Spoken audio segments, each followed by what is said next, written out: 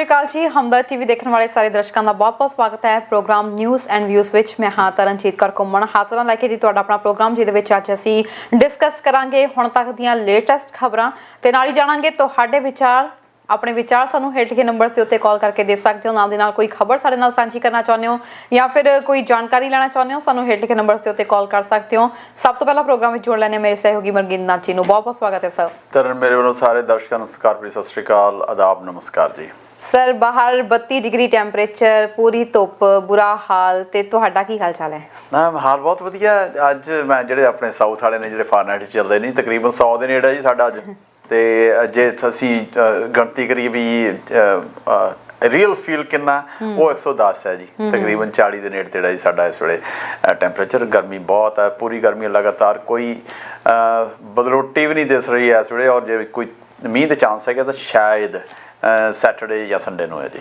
ਬਿਲਕੁਲ ਜੀ, ਜਿਹੜੇ ਕਹਿੰਦੇ ਨੇ ਕਿ ਇੱਥੇ ਐਵੇਂ ਦਾ ਮੌਸਮ ਹੈ ਕਿ ਇੱਕ ਦਿਨ ਧੁੱਪ ਨਿਕਲ ਆਈ ਤੇ ਦੂਜੇ ਦਿਨ ਬਾਰਿਸ਼ ਹੋ ਗਈ। ਹੁਣ ਦੇਖੋ ਜੀ ਹਫਤੇ ਤੋਂ ਉੱਪਰ ਦਾ ਸਮਾਂ ਹੋ ਚੁੱਕਿਆ, ਬਾਰਿਸ਼ ਨਹੀਂ ਹੋਈ। ਹਾਂ ਤਰਨ ਬਹੁਤ ਦਿਨ ਹੋ ਗਏ, ਸਹੀ ਗੱਲ ਹੈ। ਇਹੋ ਜਿਹੀਆਂ ਘੱਟ ਹੀ ਘਟਨਾਵਾਂ ਹੁੰਦੀਆਂ ਨੇ, ਮੌਕੇ ਇਹੋ ਜਿਹੇ ਘੱਟ ਹੀ ਆਉਂਦੇ ਨੇ ਕਿ ਇੰਨਾ ਲਗਾਤਾਰ ਬਿਨਾਂ ਮੀਂਹ ਪਏ ਤੋਂ ਦਿਨ ਚਲੇ ਜਾਂਦੇ ਨੇ। ਪਰ ਇਸ ਵਾਰੀ ਇਹ ਗੱਲ ਹੋ ਰਹੀ ਹੈ ਜੀ। ਬਿਲਕੁਲ ਜੀ, ਤੇ ਸਰ ਖਬਰਾਂ ਦਾ ਸਿਲਸਿਲਾ ਸ਼ੁਰੂ ਕਰਦੇ ਹਾਂ। ਨਾਲ ਦੀ ਨਾਲ ਮੇਰੇ ਦਰਸ਼ਕ ਦੇਖ ਸਕਦੇ ਨੇ ਕਿ ਅਸੀਂ ਨਾਲ ਦੀ ਨਾਲ ਹੈਡਿੰਗਸ ਵੀ ਦਿੱਤੇ ਹੋਏ ਨੇ। ਸੋ ਕਿਸੇ ਵੀ ਖਬਰ ਉੱਤੇ ਤੁਸੀਂ ਡਿਸਕਸ ਕਰਨਾ ਚਾਹੁੰਦੇ ਹੋ ਜਾਂ ਆਪਣੀ ਰਾਏ ਦੇਣਾ ਚਾਹੁੰਦੇ ਹੋ, ਸਾਨੂੰ ਤੁਸੀਂ ਹੇਠ ਲਿਖੇ ਨੰਬਰ ਤੇ ਉੱਤੇ ਕਾਲ ਕਰ ਸਕਦੇ ਹੋ। ਖਬਰਾਂ ਦੀ ਸ਼ੁਰੂਆਤ ਕਰਦੇ ਹਾਂ ਸਰ।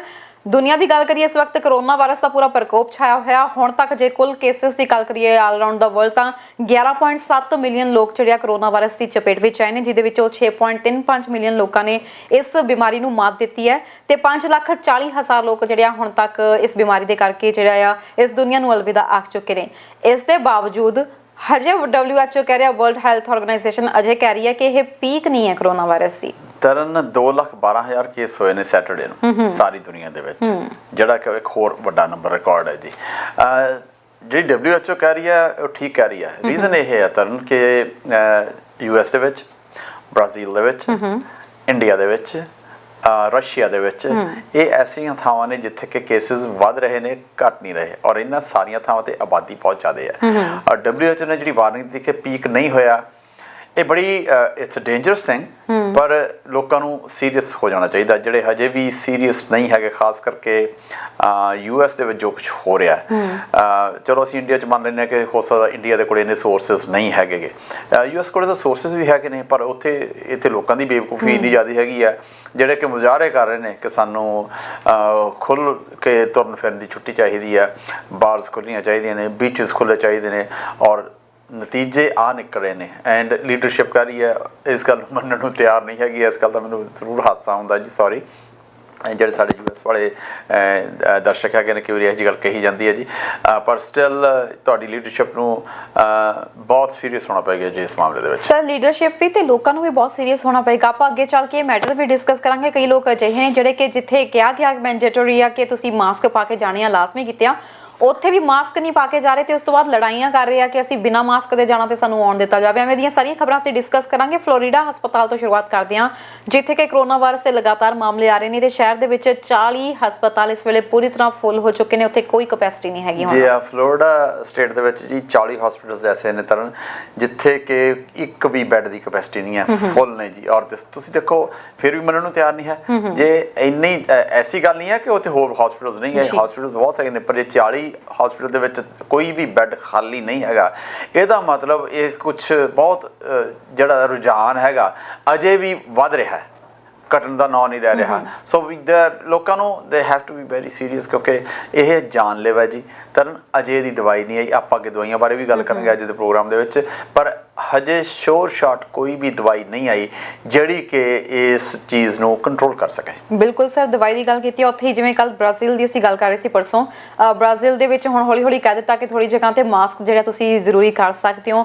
ਉੱਥੋਂ ਦੇ ਰਾਸ਼ਟਰਪਤੀ ਨੇ ਐਲਾਨ ਕਰ ਦਿੱਤਾ ਸੀ ਕਿ ਤੁਸੀਂ ਮਾਸਕ ਪਾ ਸਕਦੇ ਹੋ, ਪਰ ਨਾਲ ਹੀ ਕਈ ਥਾਵਾਂ ਕਈਆਂ ਸੀ ਜਿੱਥੇ ਤੁਸੀਂ ਮਾਸਕ ਨਹੀਂ ਪਾ ਸਕਦੇ। ਸੋ ਜਿਹੜੀਆਂ ਜ਼ਰੂਰੀ ਥਾਵਾਂ ਸੀ ਉੱਥੇ ਮਾਸਕ ਨਾ ਪਾਉਣ ਦੀ ਗੱਲ ਕੀਤੀ ਗਈ ਹੈ ਤੇ ਜਿੱਥੇ ਤੁਸੀਂ ਘਰ 'ਚ ਬਹਿਣਾ ਹੈ ਉੱਥੇ ਤੁਸੀਂ ਮਾਸਕ ਪਾ ਕੇ ਬਹਿਣਾ।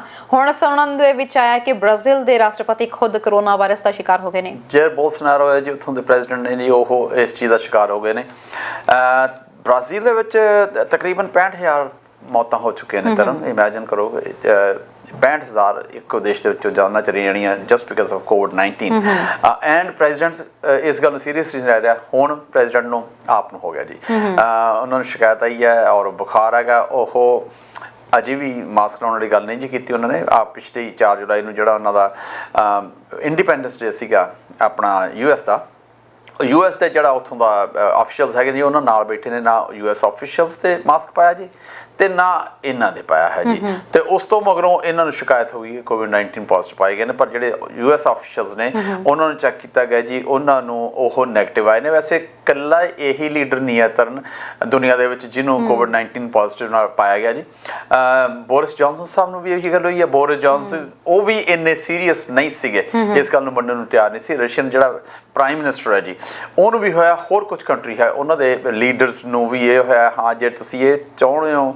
ਟਰੰਪ ਸਾਹਿਬ ਬਾਰੇ ਸੁਣਨਾ ਚਾਹ ਰਹੇ ਹੋ ਨਹੀਂ ਜੀ ਉਹਨਾਂ ਨੂੰ ਹਜੇ ਕੋਈ ਬੁਖਾਰ ਨਹੀਂ ਹੋਇਆ COVID-19 ਨਹੀਂ ਹੋਇਆ ਜੀ ਉਹ ਠੀਕ ਠਾਕ ਨੇ ਬਿਲਕੁਲ ਜੀ ਤੇ ਸਰ ਜਿਵੇਂ ਅਸੀਂ ਦੇਖ ਰਹੇ ਹਾਂ ਕਿ ਅਲੱਗ-ਅਲੱਗ ਮਿਨਿਸਟਰੀਜ਼ ਦੇ ਵਿੱਚ ਵੀ ਇਹ ਜਿਹੜੀਆਂ ਖਬਰਾਂ ਸਾਹਮਣੇ ਆ ਰਹੀਆਂ ਨੇ ਇਸ ਵਕਤ ਜੇ ਆਪਾਂ ਓਨਟਾਰੀਓ ਦੀ ਗੱਲ ਕਰੀਏ ਆਪਾਂ ਕਹਿ ਰਹੇ ਸੀ ਸਭ ਕੁਝ ਖੁੱਲਣ ਦੀ ਕਗਾਰ ਤੇ ਹੈਗਾ ਆ ਜਿਵੇਂ ਵੱਖ-ਵੱਖ ਸ਼ਹਿਰਾਂ ਦੇ ਵਿੱਚ ਅਸੀਂ ਦੇਖ ਰਹੇ ਹਾਂ ਕਿ ਹੁਣ ਸੋਸ਼ਲ ਗੈਦਰਿੰਗ ਜਿਹੜੀ ਆ ਵਧਾਈ ਜਾ ਰਹੀ ਆ ਉੱਥੇ ਅਸੀਂ ਦੇਖ ਰਹੇ ਸੀ ਓਨਟਾਰੀਓ ਦੇ ਪ੍ਰੀਮੀਅਰ ਦੀ ਪਹਿਲਾਂ ਤਾਂ ਤਾਰੀਫ ਕਰਨੀ ਬਣਦੀ ਆ ਜਿਨ੍ਹਾਂ ਨੇ ਇਸ ਪੂਰੇ ਪੈਂਡੈਮਿਕ ਦੇ ਦੌਰਾਨ ਜਿਹੜੇ 3-4 ਮਹੀਨੇ ਨੇ ਬਹੁਤ ਹੀ ਸੰਭਲ ਕੇ ਉਹਨਾਂ ਨੇ ਕਦਮ ਚੁੱਕੇ ਨੇ ਜਿਹੜੇ ਉਹਨਾਂ ਨੇ ਸਟੈਪਸ ਲਏ ਨੇ ਜਿਹੜੇ ਉਹਨਾਂ ਨੇ ਫੈਸਲੇ ਕੀਤੇ ਨੇ ਉਹ ਵੀ ਬਹੁਤ ਹੀ ਸ਼ਲਾਘਾਯੋਗ ਨੇ ਹੁਣ ਵੀ ਇਹ ਨਹੀਂ ਹੈ ਸਰ ਕਿ ਇੱਕਦਮ ਜਿਵੇਂ ਅਸੀਂ ਦੇਖ ਰਹੇ ਹਾਂ ਕਿ ਓਨਟਾਰੀਓ ਵਿੱਚ ਕੇਸਿਸ ਬਹੁਤ ਘਟ ਗਏ ਨੇ ਕੱਲ ਕੋਈ ਵੀ ਜਿਹੜੀ ਆ ਡੈਥ ਸਾਹਮਣੇ ਨਹੀਂ ਆਈ ਹੈਗੀ ਇਸ ਦੇ ਬਾਵਜੂਦ ਹਜੇ ਵੀ ਬਹੁਤ ਰਿਲੈਕਸਡ ਹੈਗੇ ਨੇ ਤੇ ਇੰਨੀ ਛੇਤੀ ਨਹੀਂ ਕਰ ਰਹੇ ਕਿ ਅਸੀਂ ਹੁਣ 3rd ਸਟੇਜ ਲਈ ਵੀ ਓਪਨ ਕਰ ਦਈਏ ਅੱਜ ਜਿਹੜੀ ਤਾਜ਼ਾ ਖਬਰ ਆਈ ਹੈ ਕਿ ਸੋਸ਼ਲ ਗੈਦਰਿੰਗ ਨੂੰ ਲੈ ਕੇ ਹਜੇ ਹੋਰ ਵੇਟ ਕਰਨੀ ਪੈ ਸਕਦੀ ਹੈ ਤਾਂ ਜਿਹੜੇ ਸਾਡੇ ਹੈਲਥ ਮਿਨਿਸਟਰ ਨੇ ਪ੍ਰੋਵਿੰਸ ਦੇ ਕ੍ਰਿਸਟੀਨ ਐਲੀਅਟ ਜੀ ਉਹਨਾਂ ਦੀ ਅੱਜ ਅਨਾਉਂਸਮੈਂਟ ਆਈ ਹੈ ਕਿ ਤੁਸੀਂ ਅਜੇ ਜਿਹੜੀ ਸਾਡੀ 3rd ਸਟੇਜ ਹੈ ਉਹ ਸ਼ਾਇਦ 24 ਜੁਲਾਈ ਤੋਂ ਬਾਅਦ ਸ਼ਾਇਦ ਪੱਕਾ ਨਹੀਂ ਹੈ ਜੀ ਉਸ ਤੋਂ ਬਾਅਦ ਸ਼ਾਇਦ ਕੀਤਾ ਜਾਵੇ